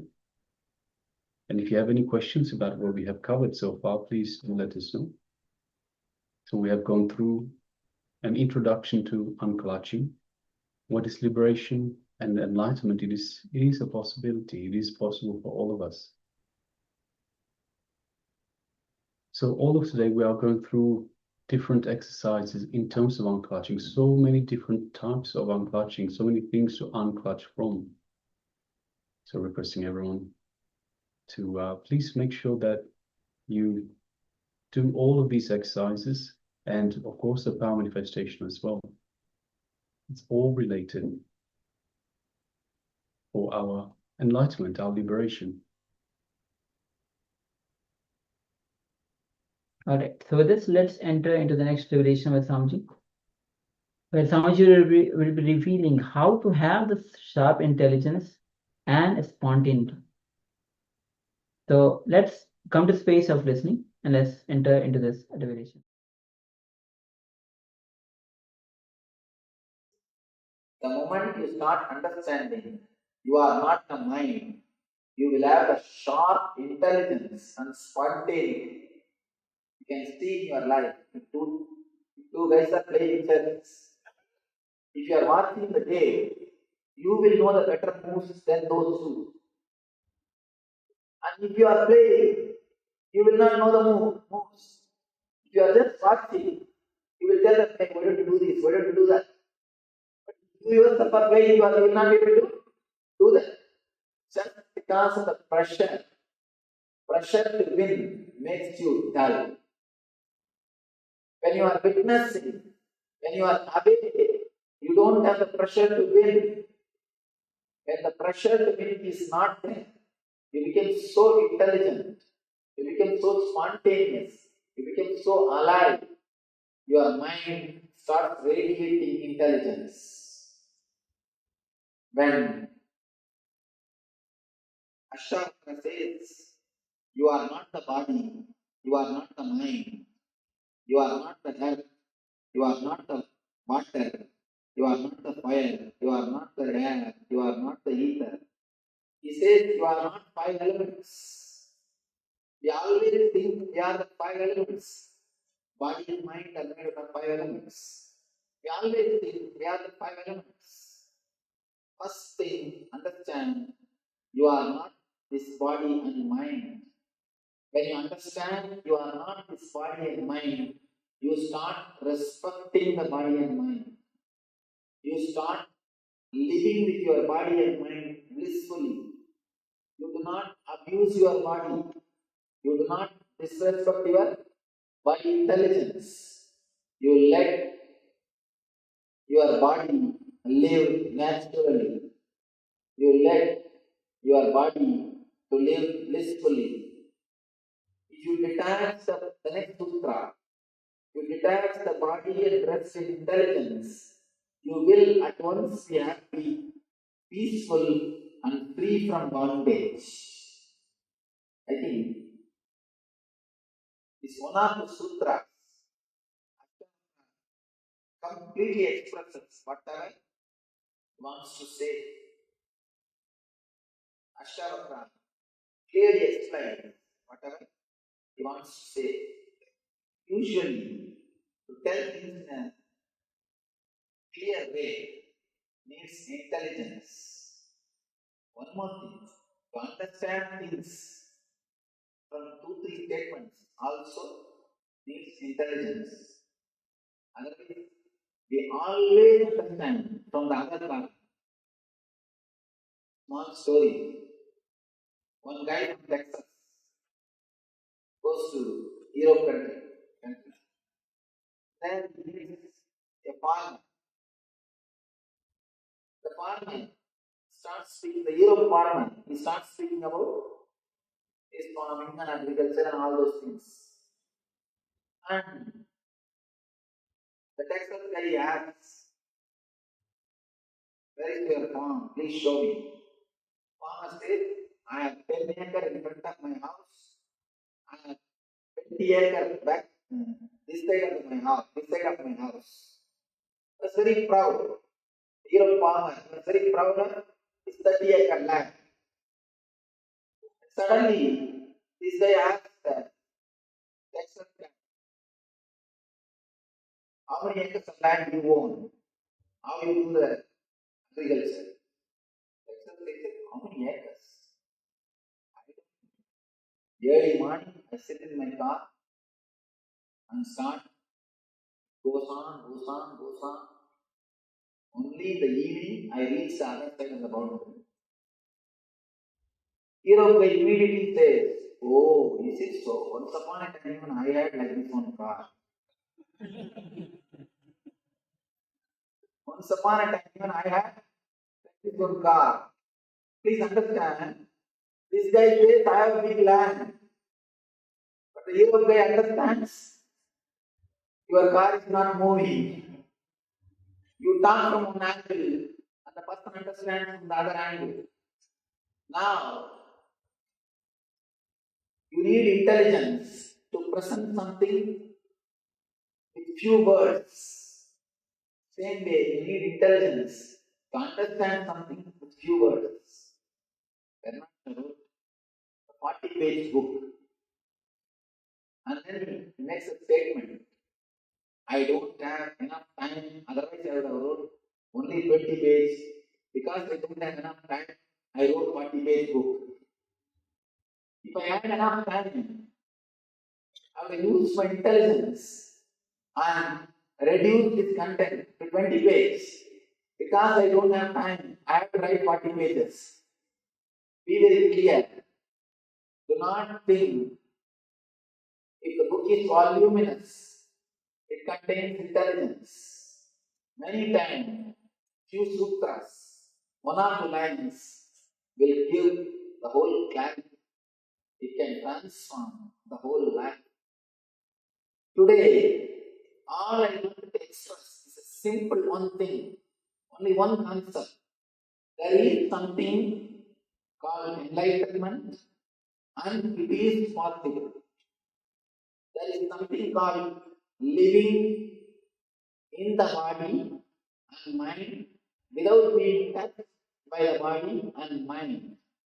You can live inside the body and mind without being touched by the body and mind. You can live a liberated life. First thing, it is possible. It is possible. If you understand the technology of Ashtavakra, not only it is possible, it is guaranteed. It is guaranteed. If you have courage to enter into the technology of Ashtavakra, just have it. Today, I say it is possible. Tomorrow, I will be explaining how it is guaranteed. And then tomorrow, just have it. And there is nothing else needs to be done. Now, all you need to understand is simple two things. First thing, you are not the body and mind. Second thing, if you detach the body and rest in intelligence, you will at once be happy, peaceful, and free from bondage. The moment you think, you understand, you are not the body and mind, immediately, that very moment, you will become peaceful. Tremendous peace starts happening in you. You start understanding and accepting you as you are. In that very moment, you start relaxing into yourself. In that very moment, you become silent. That very moment creates bliss in you. The moment you understand, you are not body and mind. You relax from this whole samsara saga. As long as you associate yourself with the body and mind, all the sufferings and pains of the body and mind is experienced by you. You start experiencing the pains and pleasures, sufferings of body and mind. Just understand this simple thing. For animal to breathe, for a cow to breathe, it doesn't need ego, it doesn't need any being, it doesn't need any character. But you are afraid, if you drop your being, you will not be able to use your body. You are afraid, if you drop your being, your body will not function smoothly. You have an idea about yourself. I am somebody's father, I am somebody's brother, I am somebody's son, I am this, I am that.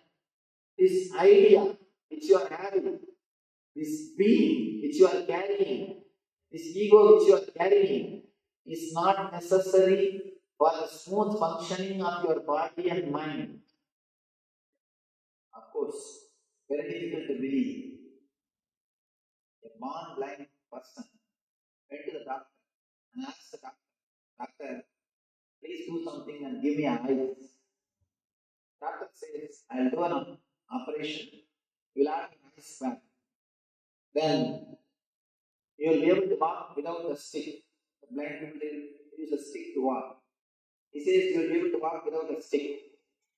The blind man says, "Sir, I understand you will do an operation. I understand I have an eyes back, but I am not able to understand how can I walk without stick?" He cannot understand. You cannot convince him intellectually he can walk without stick after the operation. You can't convince him intellectually. Because by and by he starts thinking his walking himself is connected to the stick. Only after the operation he can understand he can walk without stick. Once he gets his eyes back, he will throw the sticks away and walk. I tell you, you don't need your ego to live in the body and mind. How the born blind person never understands he can walk without stick after an operation. You are not able to understand.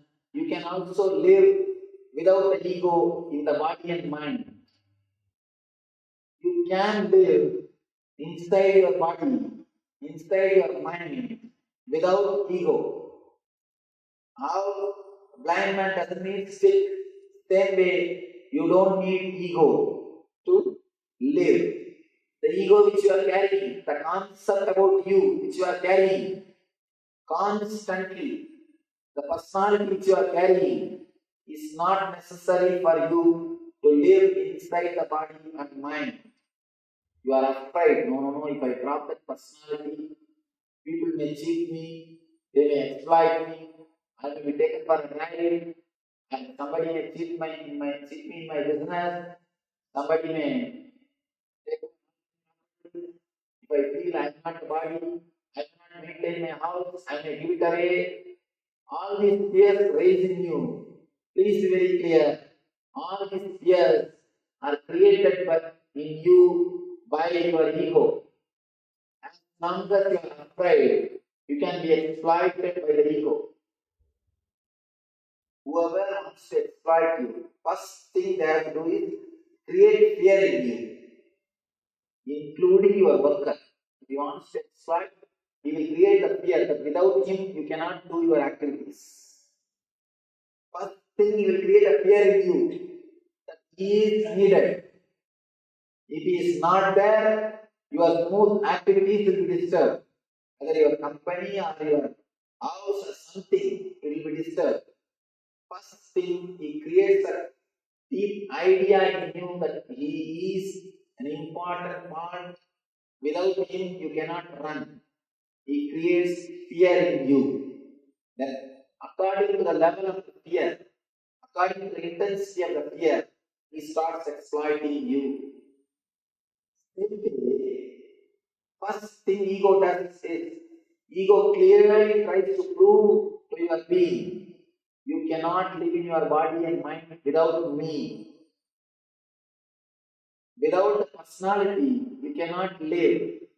Once you are frightened, once you are afraid, once you start believing that without the ego you cannot live in your body and mind, it is very easy for you to exploit.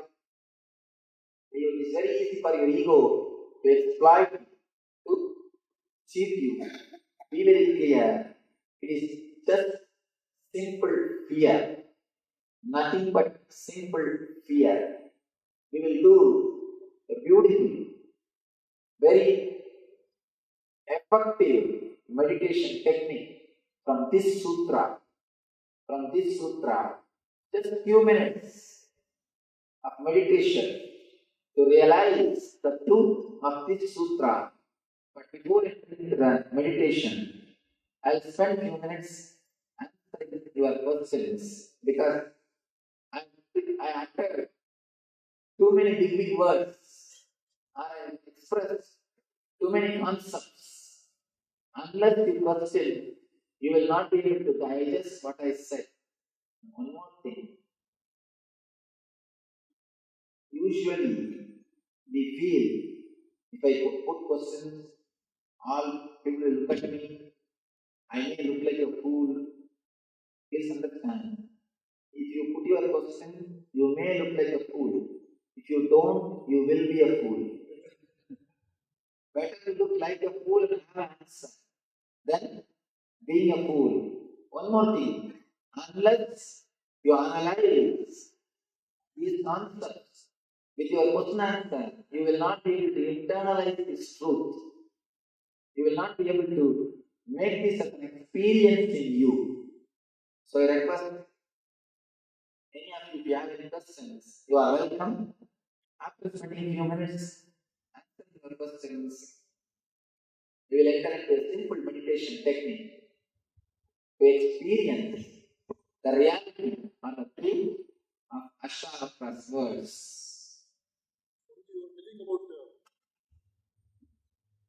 How you were telling about enlightenment is Sashta and connect a story.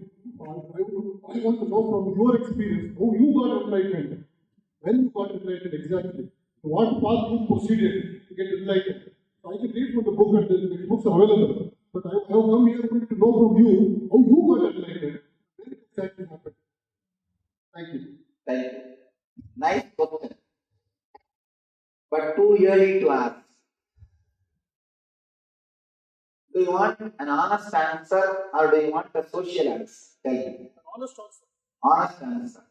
Then you have to wait till the third day. Why I ask you to wait till third day? Now, even if I say about my enlightenment, I tell you, you will not be able to connect with it. You will not be able to accept, see, unless you had one glimpse of meditation or truth from me, you will not be able to trust about my experience. Unless you experience the technology which I created, you will not be able to understand. I discovered it. So, first thing, if I start speaking about my enlightenment, either out of politeness, you may start believing it. Believing is not going to help you. Or you may start arguing about it. Again, that is not going to help you. Neither arguing will help, nor believing will help, or you may take it as one more story, that's all.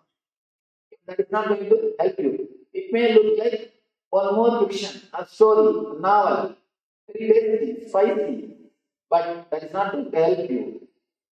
Just have today's meditation, tomorrow's meditation.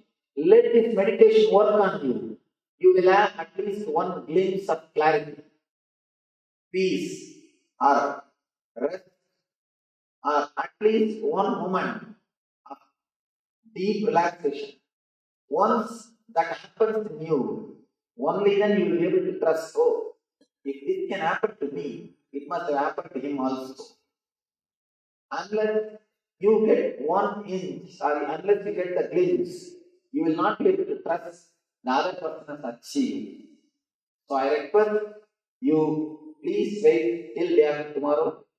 Day after tomorrow, surely I will speak about my experience, about my personal experience. Unless you yourself got a glimpse, you will not be able to relate with what I am saying. Now, even if I say, it will be just one more story, it will not be inspiration for you. I feel that as the last weapon to inspire you. My enlightenment story should inspire you and make you work towards the same experience. When you are that much mature, after a little bit of maturity, if I speak about enlightenment, it can be an inspiration for you to work towards the same state. It can be an inspiration to make you express or grow towards the same state. Now, if I start speaking, it may be only one more story.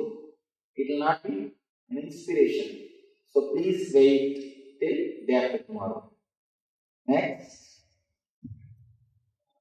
The point which you said about happiness. I was talking to my son. And I said, I was about this year, this is what I am benefiting. Or he said, okay, I'm already happy. What do you want me to do? Why should I? I think that's what you said that we relate ourselves with the happiness which we think it is happiness. And even to myself. If really already happy, don't bother letting me happy. Don't tell me to go away. That's what I said. But at the same time, I could not explain to him what happiness I have. I'm able to say I'm benefiting out of the technique. But I think they're not able to express our happiness. Because we live in some kind of happiness. Express? Any unhappiness. So, I mean, for us to proceed, I think we must know what is happiness. And then only we can. First thing, two things we need to understand. If they feel that something is happy, let them live. Only life can teach them. You cannot teach them. All of you be very clear. You cannot teach to anybody. Only life can teach. That's first thing. Second thing, unless they need help, your help cannot help. If you try to help them without they asking you to help, it will be like a scout story. What happened to the scout boys? What they did, the same thing you will be doing. When they need your help, let them come. Only life can teach. Second thing, your idea about happiness and unhappiness has come out of your experience. Please be honest and clear. Did you really listen to your father? No, you were not. We listen to our father. To tell you honestly, I am not able to believe this statement. No son listens to the father. After they became father, because of their vested interests, they forget that they have not listened to their fathers. Because they have to train their sons, they remember only the incidents in which they listened to their fathers. Only those incidents they remember. They do not remember the incidents in which they said no to their father. And I tell you one simple basic thing. You feel you are a man only when you say no to your father. Till then you feel you are a child. Just to prove that you have become a man, you start saying no to your father. It's a basic psychology. It's a basic thing. When you say no, you feel you are somebody. You feel you are somebody. So, please be very clear. Whatever you say, your son is going to say no. Because he wants to be somebody. One beautiful paragraph I read in a book. One guy says, I found 3 ways to do a thing. Friend asks, what are the 3 ways? He says, first, do it by yourself. Second, get some workers to do. Third, tell your kids not to do. That's all. It will be done. Tell your kids not to do. It will be done. See, there are 3 ways to do anything. Whenever you say, he is just waiting to say no. He is just waiting to say no. Saying no to you creates a deep courage and strength in him. And it makes him feel that he is man. Now he is on his own. So we need to understand, we also said no to our elders. Later on in the old age, because you start having the problem of selective amnesia, and you start remembering only the incidents in which you said yes. You forget the thousands of incidents in which you said no to your elders. Be very clear. What we did, the same thing they are also doing. Only life can teach. There are so many people who are married. They come to me and tell, Swamiji, before marriage, if I would have met you, I would have never got married. I would have been with you. I would have lived, dedicated my whole life for spirituality. And I tell them, marriage is like a roller coaster. Whoever is sitting inside, they all wanted to jump out. Whoever is outside always wanted to sit at least once inside. Whoever is outside, they are all having a deep interest and excitement. Why not once? Why not experience once? And whoever is inside just wanted to jump out. Be very clear. Only life can teach. You cannot teach. Let us be very clear. Only life can teach. You can neither teach nor help your kids unless they want. If you force something on them, you may teach one thing, how to cheat you, that's all. If you force some rules or regulations on them, you may teach them one thing, how to cheat you, that's all. Nothing else can be done. Let us be very clear. Life only can teach. All you can do is, in a simple word, please mind your business. And I am telling with all respect because I am not directly related. And if you start forcing, you will listen the same word without respect. That's all. That's all in the whole life. Let us see the reality. Let us come to the practical situation. I am not ready to give any idealistic solutions. Please understand. I don't want any big theories. I can give some theory. Oh, take him to some temple, or take him to some god, take him to some guru. Nothing will happen. And I tell you, nothing will happen. And especially these days, kids are becoming so intelligent. Unfortunately, see, the software is getting updated. So intelligence is getting updated. Nothing can be done. Those days, it was specialization. So elders were intelligent. These days, updating. So young generation, next generation is going to be intelligent. Be very clear. Those days, lifestyle is specialization. Naturally, elders will be more intelligent. These days, life is based on updating.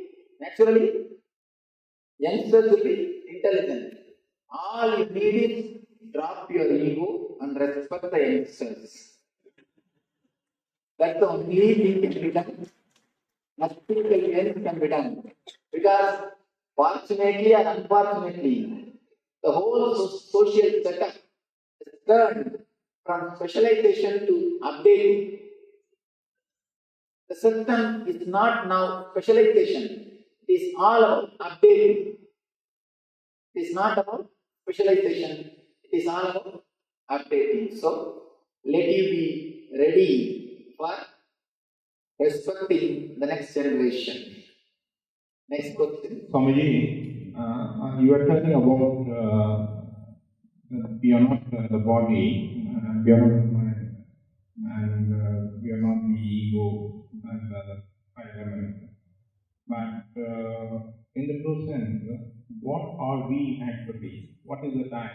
Because you also said about the dropping of the ego and then you functioning independent of the ego. But is the I itself not an element of ego itself? And is it not in contradiction with the I thought and the ego? So in case we drop the ego and we say, no, I am not the ego, but I am functioning, is that also not an aspect of the ego itself? So who am I actually? Am I just a thought? Am I the consciousness or whatever? Beautiful questions. Beautiful questions. But I really suspect, do you need answer? Please understand. Person who needs answer will put usually only one question. Person who puts continuously so many questions, he needs only experience. He cannot be given answer. First thing, you assume so many things, and you say, if I drop the ego, and I start saying, I am living without ego, is it not ego? The moment you drop the ego, you will never say, I am living without ego. Somebody asks, then Master, how will I come to know whether I am enlightened or not? Master says, this very doubt will disappear. As long as you have this doubt whether I am enlightened or not, you are not enlightened. And he says beautifully, the moment you become enlightened, the doubt whether I am enlightened or not will disappear. Anyway, the thought I am enlightened also will disappear. You will neither have the doubt whether I am enlightened or not, nor have the ego, I am enlightened. Both will not be there. That's first thing. So, the hypothetical question, if I drop my ego and I start saying, I am living without ego, is it not one more ego? The very hypothesis is wrong. If you drop your ego, you will not say you are living without ego. First thing. Next thing, you are asking, if I am not body or mind or ego, who am I? Ask yourself, not me. I ask, and I found the answer. I am asking you to ask yourself. I am not here to question, I am not here to answer your question. I am here to question your answer. You have so many answers for the question, who am I? You have an answer. I am the body, I am the mind, I am the ego.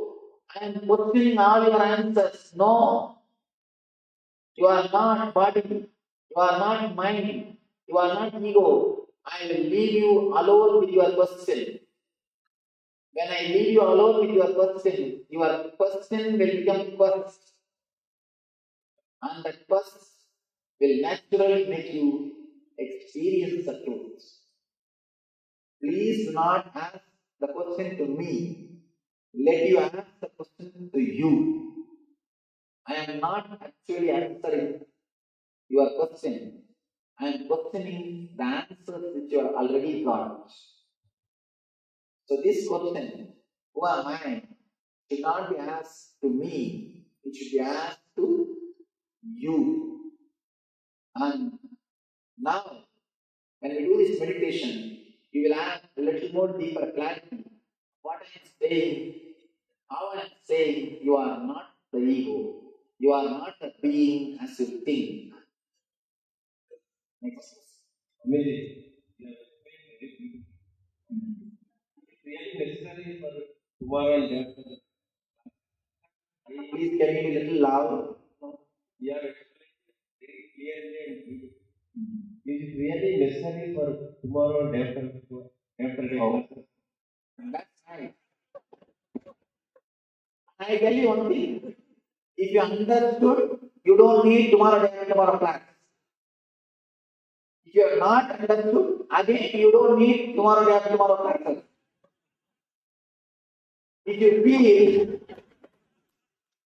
you feel almost I am catching, I think I should listen little more. Then we need tomorrow day and tomorrow class. So be very clear. If you really understood, you don't need tomorrow day and tomorrow classes. And I tell you, if you really understood, not tomorrow day and tomorrow, you cannot forget. Do not bother. See, if you really understood, not that you don't need tomorrow day and tomorrow classes, you will simply start living with me. I am not saying about physically, I am saying about conscious level. So if you have understood this one session, one class, not only you don't need tomorrow or day tomorrow class, your whole life you will start radiating these teachings. You will start radiating.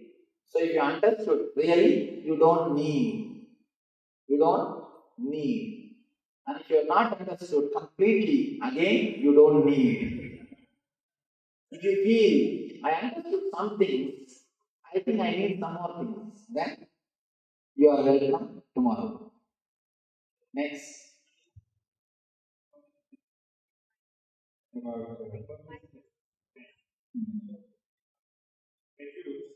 1 minute. There are 2-3 mics.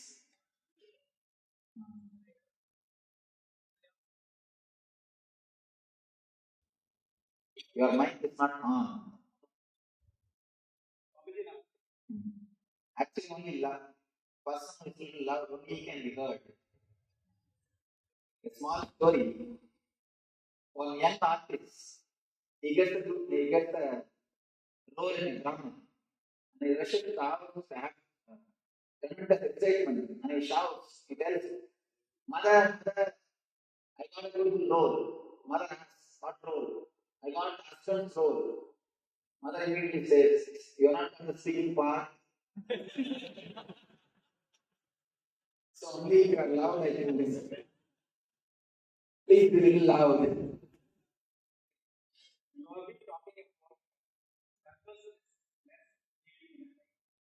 What purposelessness?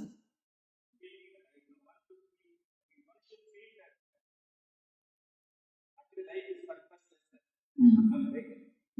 Now, actually having born in this world, we have to grow, we have to have commitment, and we have to enter our life on time comes.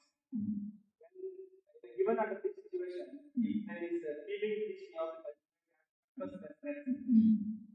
we have some commitment in life, we have to have some goal, practical to the life. How are we to compromise? How do I understand this? First thing, I am not asking you to cultivate the feeling of purposelessness because it's a pure truth. You don't need to cultivate. It's a simple truth. You understand? The purposelessness is the attitude of purposelessness need not be cultivated in you. It's a simple truth. All you need is just understand whether you believe it or not. Your life is not under your control. Am I right? Whether you believe it or not, you do not know when the end will come. Am I right? Are you sure that you will reach your house safely? At least I am not sure. I don't know about you, but I am not sure I will reach my ashram safely with this Bangalore traffic. That is different. Whether you understand or not, accept or not, believe or not, this is the truth. I am opening the truth. I am opening the truth, which is ultimate truth. And let the truth take its own course. Why should you be so much afraid? Why are you afraid to enter into the truth? Let the truth penetrate you. Let it work. Why should we see before entering into the truth itself you are afraid? No. This is there in my life. This is there in my life. This is there in my life. If I enter into the truth, what will happen to this? What will happen to this? What will happen to this? The small wave is afraid that if it drops into the ocean, what will happen to the bubbles she collected? And when the wave was raising, he asked all the front next waves, no, you are my wife, please stand here. You are my daughter, please stand here. You are my son, please stand here. I have a commitment for all of you. I have to do this, I have to do that. And suddenly the wave disappears. Not only that wave, all the waves disappear into the ocean.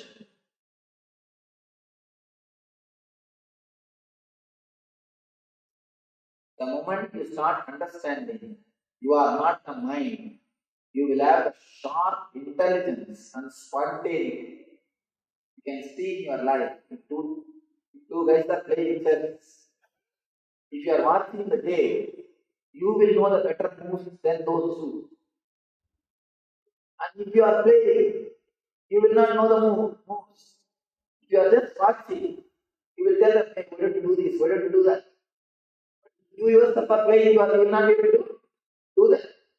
Just because of the pressure to win makes you dull. When you are witnessing, when you are away, you don't have the pressure to win. When the pressure to win is not there, you become so intelligent, you become so spontaneous. As the earth turns inward during the divine Chaturmasya, while prayers rise like incense through the heavens, and when even gods observe celestial silence, a divine anticipation stirs in the heart of creation. As the universe prepares to explode with ecstatic joy, for the impossible is about to become possible. The unborn to be born, the teacher of the Gita, the liberator of the worlds. This is no ordinary day. This is Janmashtami.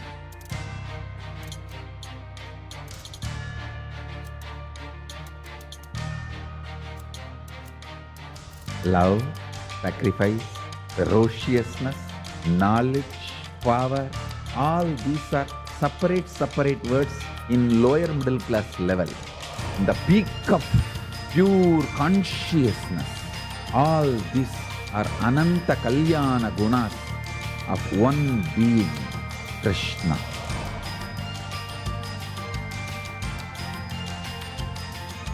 If you want to know the meaning of what is life, what is goal, what is good, what is bad, Gita is the dictionary. If you want to read Gita, Krishna is the dictionary. Krishna, the most powerful, the greatest embodiment of the cosmos, the ultimate eternal divine, who constantly makes himself available to humanity. His very existence is a cosmic dance of bliss, a never-ending romance with existence itself. It is with open arms and overflowing hearts that we invite you to be part of this cosmic celebration with the SPH and KAILASA. Establish.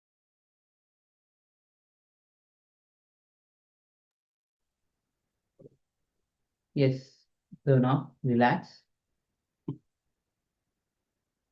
So with this, let's enter into the internalization exercise where you'll be unclutching from various identities that you carry.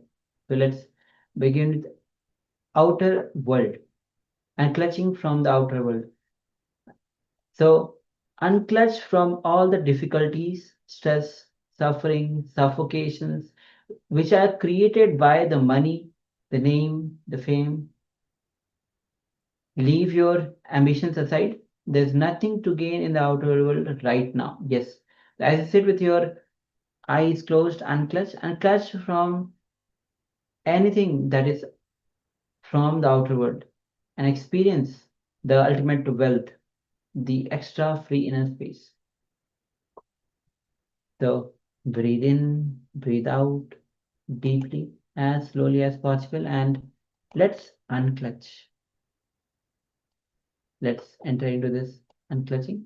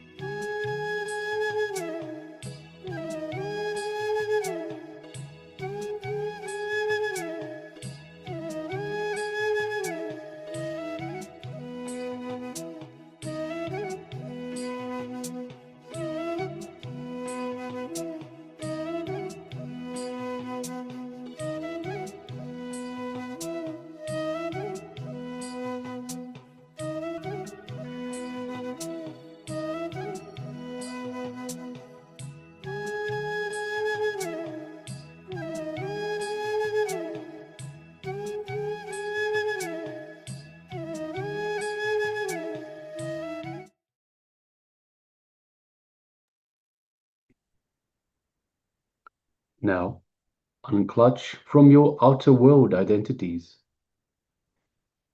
Your social identity, professional identity, your racial identity, your national identity, your name. Sometimes you identify yourself based on your religion, your country, your race, your caste, your community, or your creed. Whatever identities you picked up based on the society you grew up in and you are living in now, unclutch from all of that. It doesn't have any meaning at this moment, so just unclutch from all of that. Let us continue.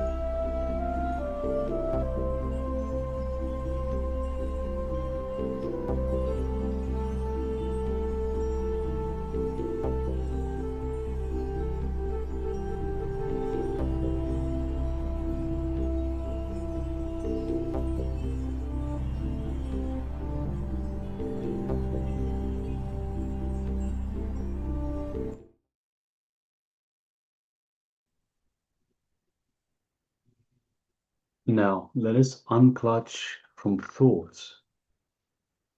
Unclutch from all verbalization and visualization that goes on happening inside you. All your thoughts. Don't suppress them. Don't engage with them. Just witness them and unclutch. If your shopping list shows up in your inner space right now, just let it go. There's no need to think about anything right now. This is not the time to think, to plan, to strategize. Just let your thoughts pass. Just as they come up, observe them, witness them, remain unclutched. Let us continue.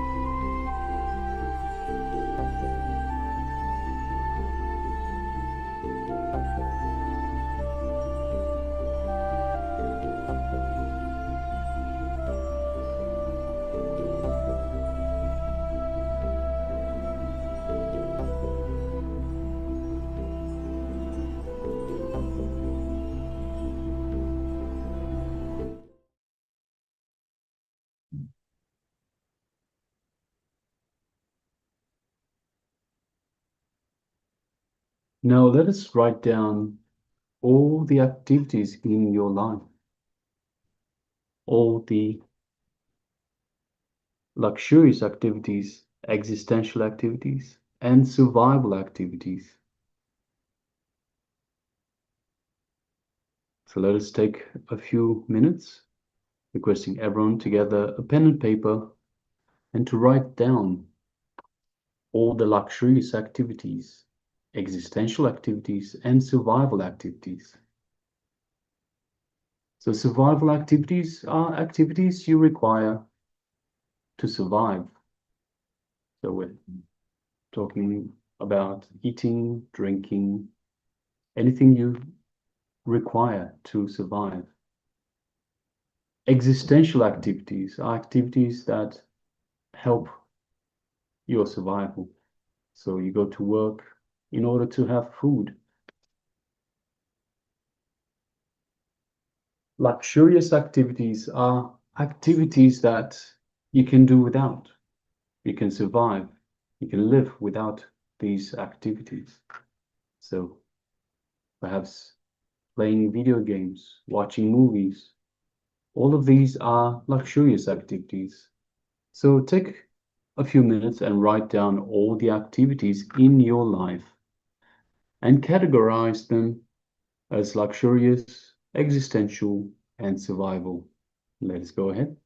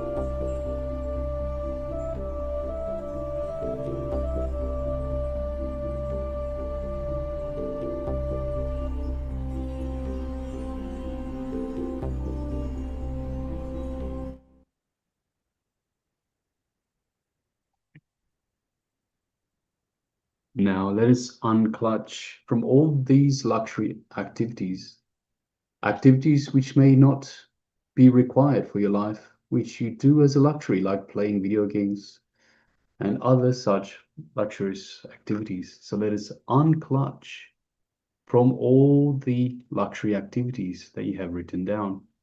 Let us continue.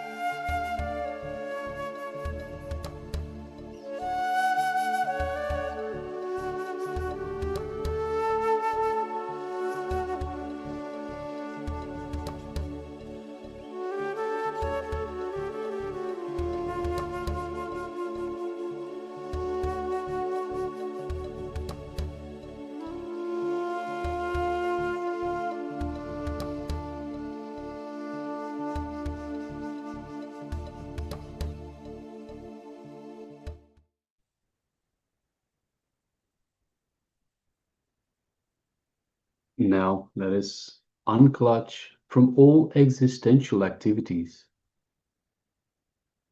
Your body will be performing these activities, but the sufferings and the stress caused by these activities will not be there in your body. These activities will not affect your inner space, nor your body. So these are the existential activities, such as going to work, going shopping. So let us continue with this unclutching exercise.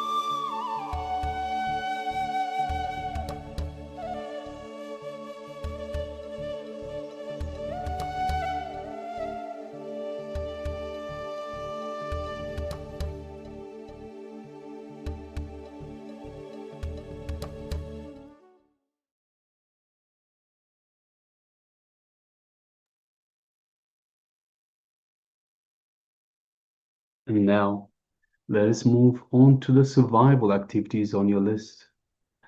Unclutch from these basic survival activities like eating, sleeping, drinking water.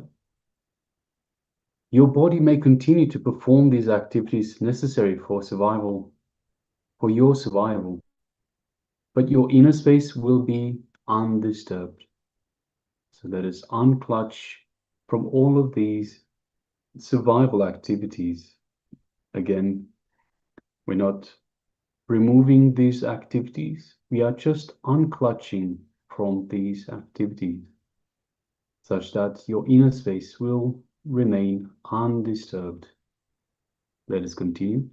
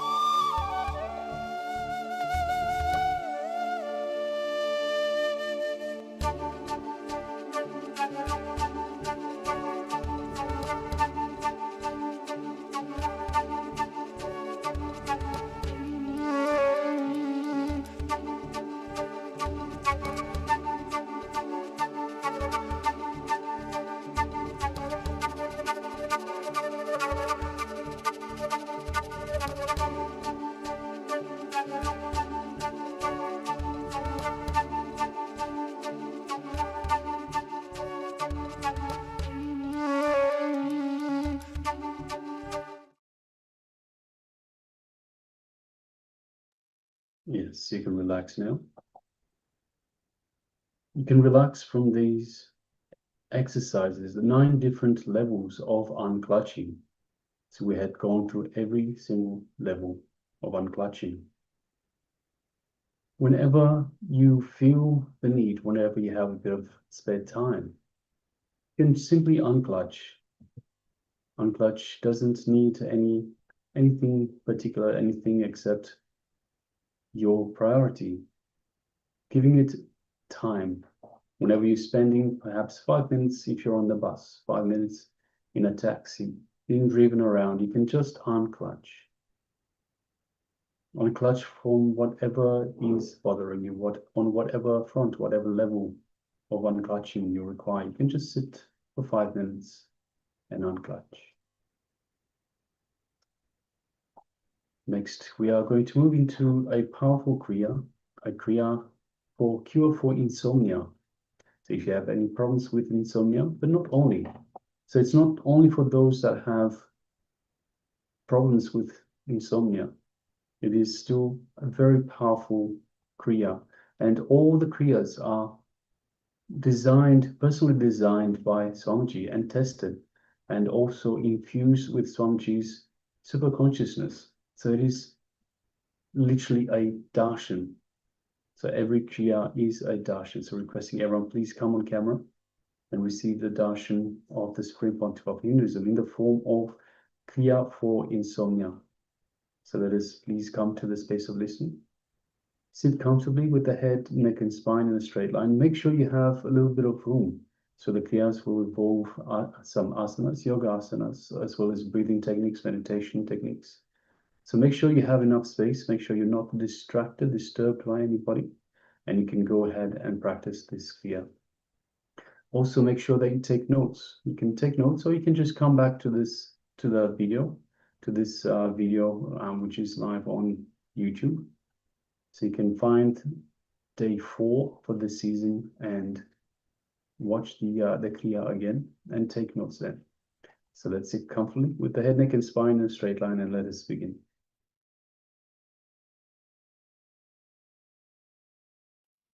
Today, we will start the Nitya Kriya for insomnia care. First step,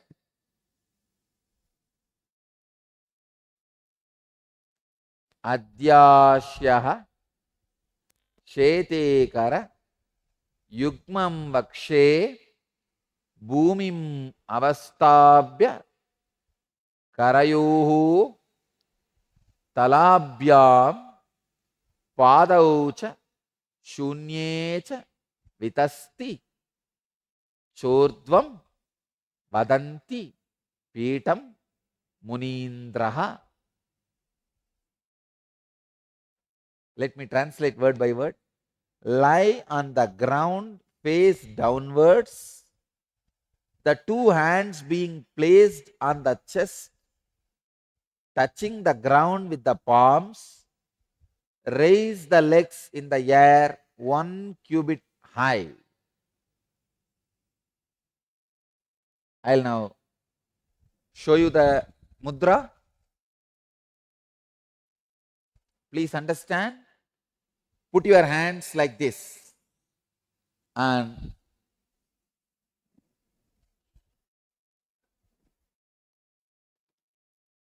chest. Please let the palms be facing the ground. On the palms put your chest and put your nose on the ground. Raise the whole body, lower body, including thighs, for 1 feet high.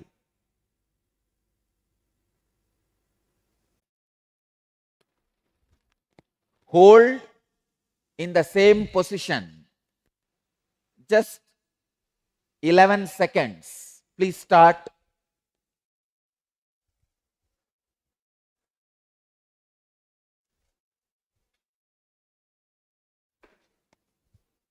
This is the kriya for insomnia. Insomnia care. Please start.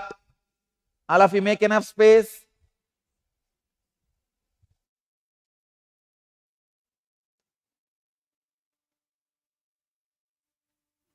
Put your hand, palms facing the ground, and put your chest on the hand, nose on the ground.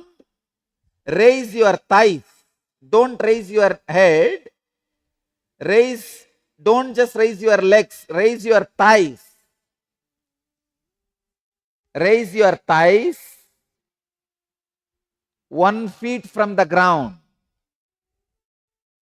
Don't bend the leg. Raise your thighs. Keep for 11 seconds. You can do something like a count 11 and drop the legs. Again, count 11 and drop the legs. Do this 11 times. Each time when you lift your leg, 11 counts, keep it on the air.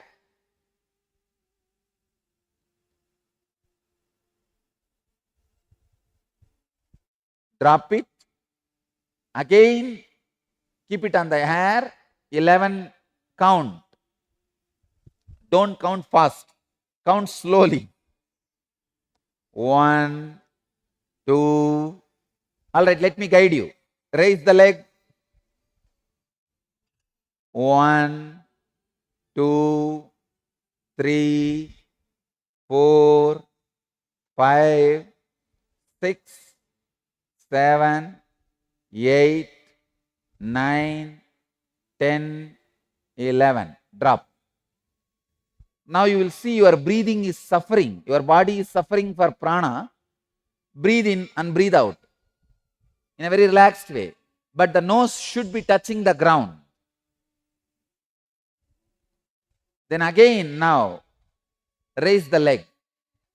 1, 2, 3, 4, 5, 6, 7, 8, 9, 10, 11. Drop.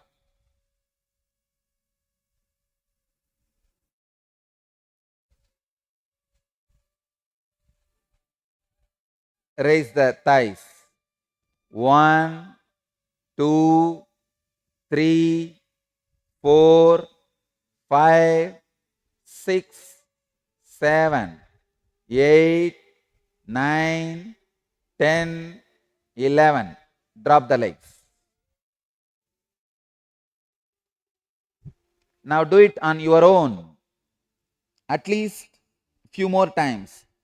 But every day when you practice, you should do it at least 11 times. 11 count each time, 11 times.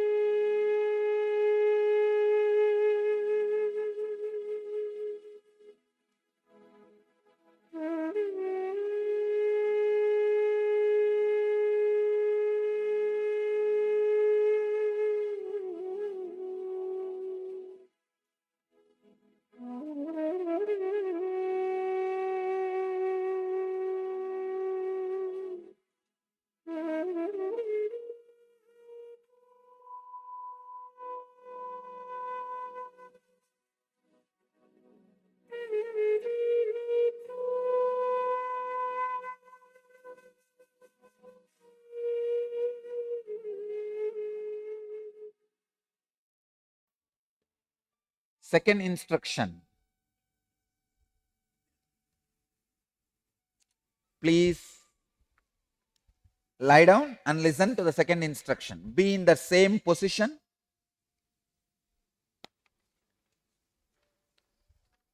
Second verse.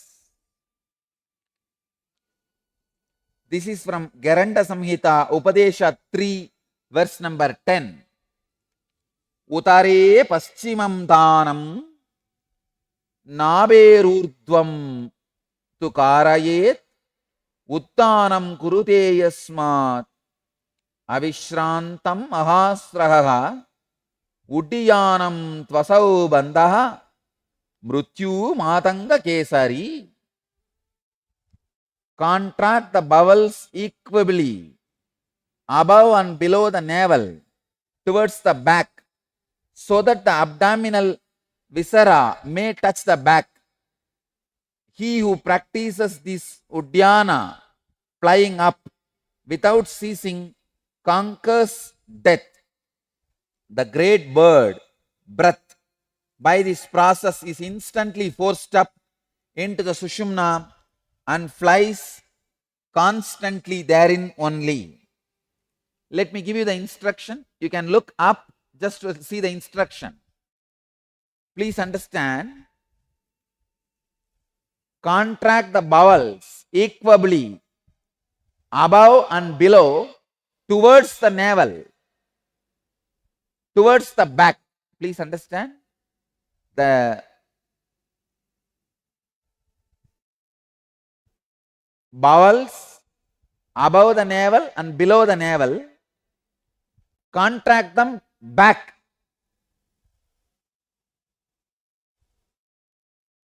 Hold for 21 count like that. Hold and count inside.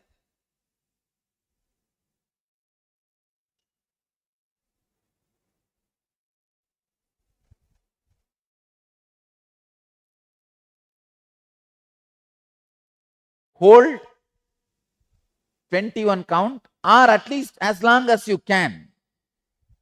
Actually, because you are counting, when you can't, you will count quickly. So don't bother. So hold as long as you can. Understand? The bowels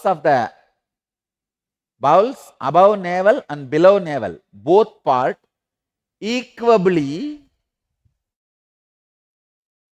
contract them towards up and back.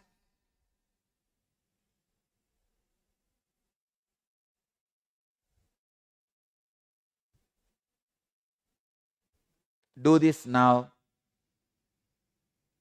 Hold as long as possible, at least 21 counts. Your nose should be touching the ground. Palms should be facing the ground. Chest should be on the palms, on the hands.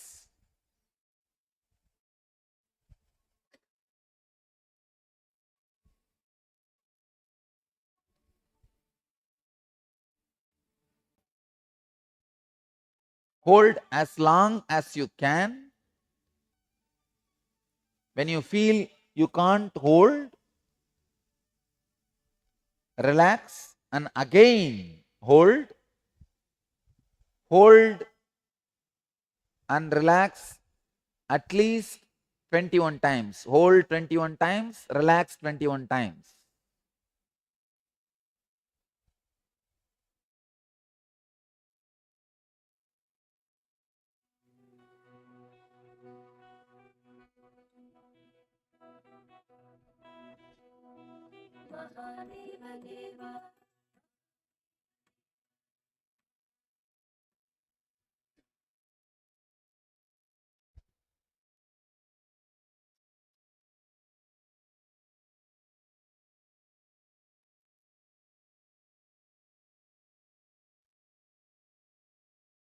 This process not only helps you to heal insomnia, it directly relieves you from all sleep and dream related disorders. Stressful dreams, nightmares, constantly dreaming, all that will completely disappear. You will fall asleep like a statue and wake up fresh like a flower. Because the Kundalini awakened through this process leads you to the higher conscious sleep, yoga nidra.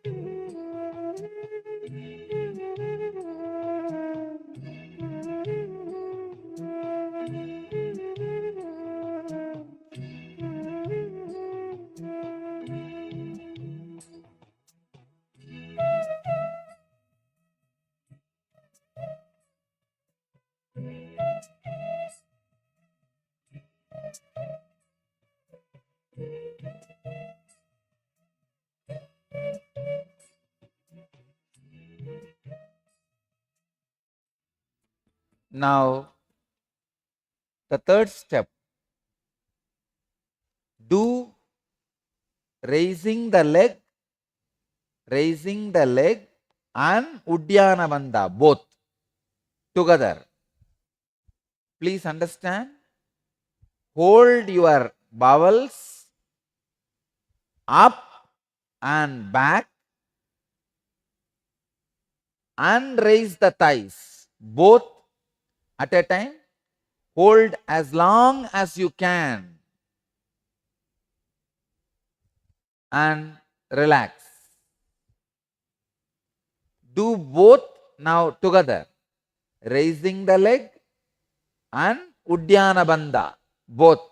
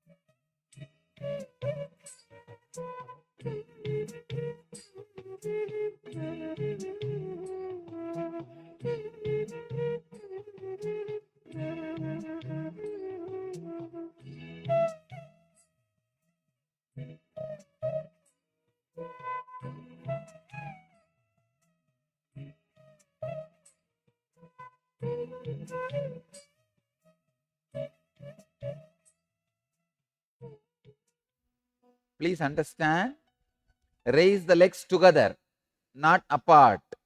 Raise the legs together and hold the bowels, navel backwards, up and back. You will see a unique breathing pattern will develop around you, which will awaken intense Kundalini.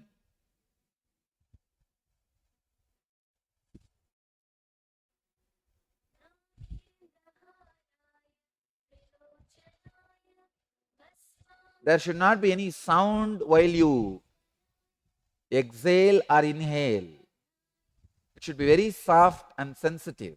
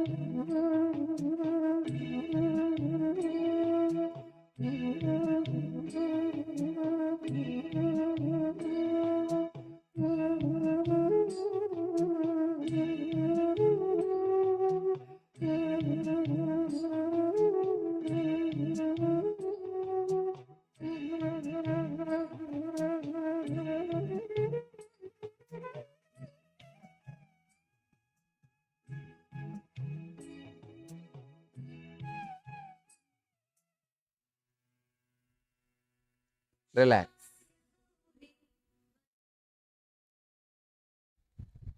Please get up.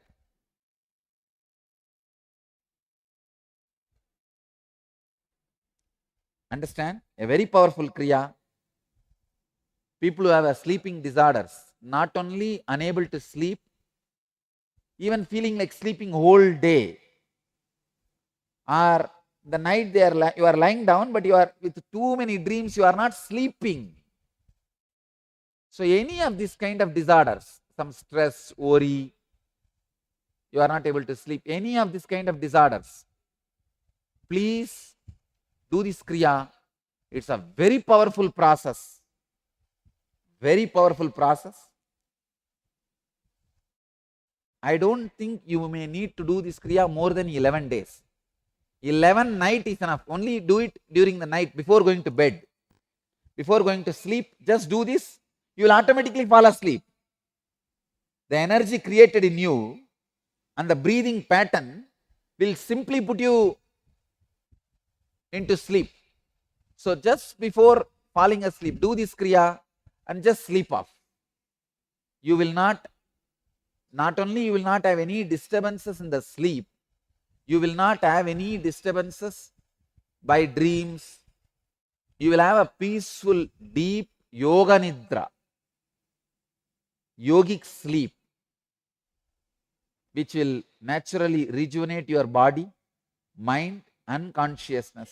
I request all of you to come from tomorrow. When you come for satsang, come with a dress which will be comfortable for you to do these kriyas and all, like a pant and t-shirt, that kind of things, or for women chudidar, which is comfortable for you to do these kriyas. Come with that kind of dress. It will really be easy for you to do these kriyas. I bless you all. Let you all achieve, experience, live, express, radiate and share the eternal bliss, Nityananda. Thank you.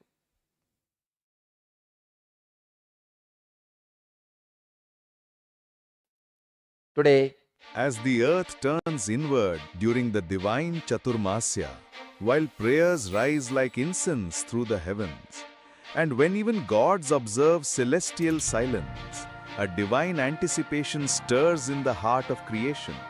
As the universe prepares to explode with ecstatic joy, for the impossible is about to become possible. The unborn to be born, the teacher of the Gita, the liberator of the worlds. This is no ordinary day. This is Janmashtami.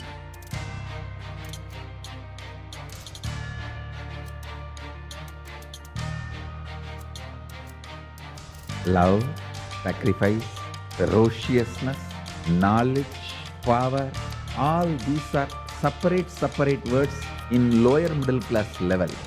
In the peak of pure consciousness, all these are Ananta Kalyana Gunas of one being, Krishna.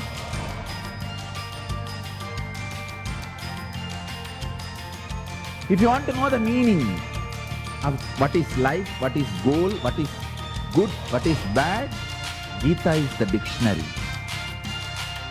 If you want to read Gita, Krishna is the dictionary.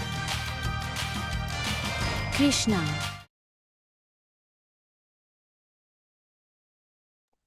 Yes, Nityananda, all of you.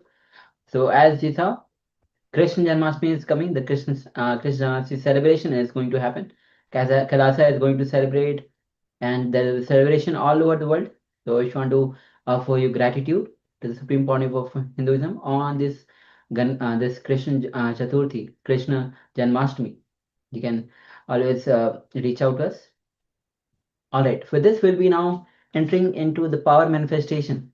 And in this round, what we'll be doing is the power of scanning the vital signs. Vital signs means the heart rate, the respiratory rate, the blood pressure, body temperature. You'll be connecting with, you can scan for yourself the vital signs, whether it is your heart rate, respiratory rate, blood pressure, the body temperature. So let's get ready to enter into this round of power manifestation. So please, let us come to the space of oneness. Remember Swamiji, the Supreme Pontiff of Hinduism, our beloved Guru, in our Anandagandha, and start chanting the Mahavakya, Om Nithyananda Paramashivaham. Gently put your attention in the third eye as you remember Swamiji in your Anandagandha. And let us begin with this round of power manifestation, chanting the Mahavakya. Om Nityananda Paramashivoham. Om Nityananda Paramashivoham. Om Nityananda Paramashivoham. Through this, let's begin this manifestation. Can you start scanning the vital signs of your own body? The heart rate, the blood pressure, respiratory rate, body temperature. So let's begin this manifestation. Om Nityananda Paramashivoham.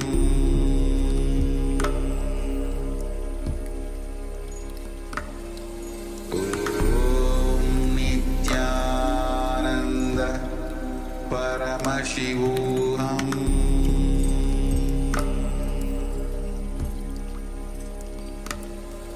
Om Nityananda Paramashivoham.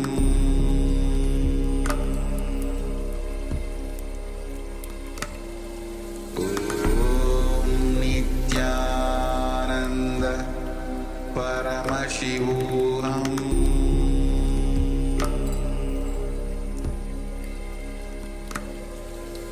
Om Nityananda Paramashivoham.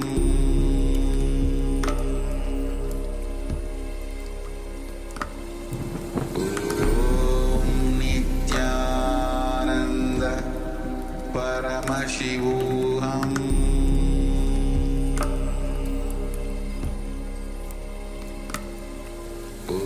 Om Nityananda Paramashivoham.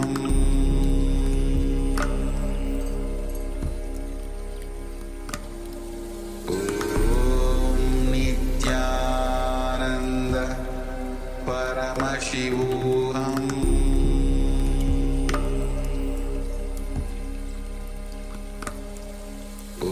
Om Nityananda Paramashivoham.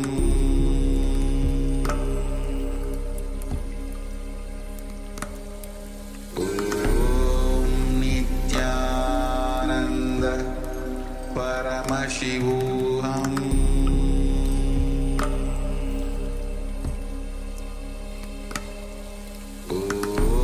Om Nityananda Paramashivoham.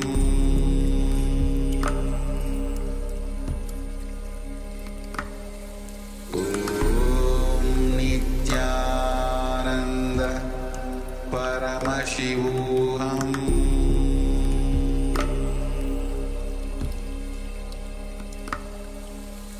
Om Nityananda Paramashivoham.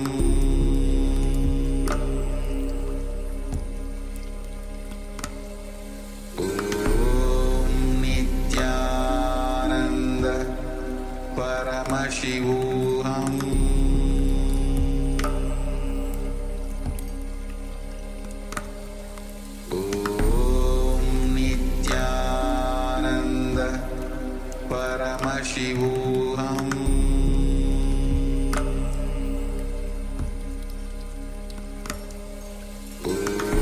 Om Nityananda Paramashivoham.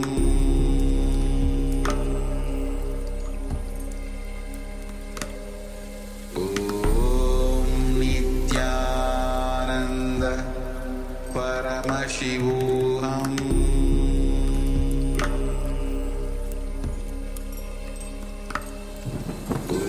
Om Nityananda Paramashivoham.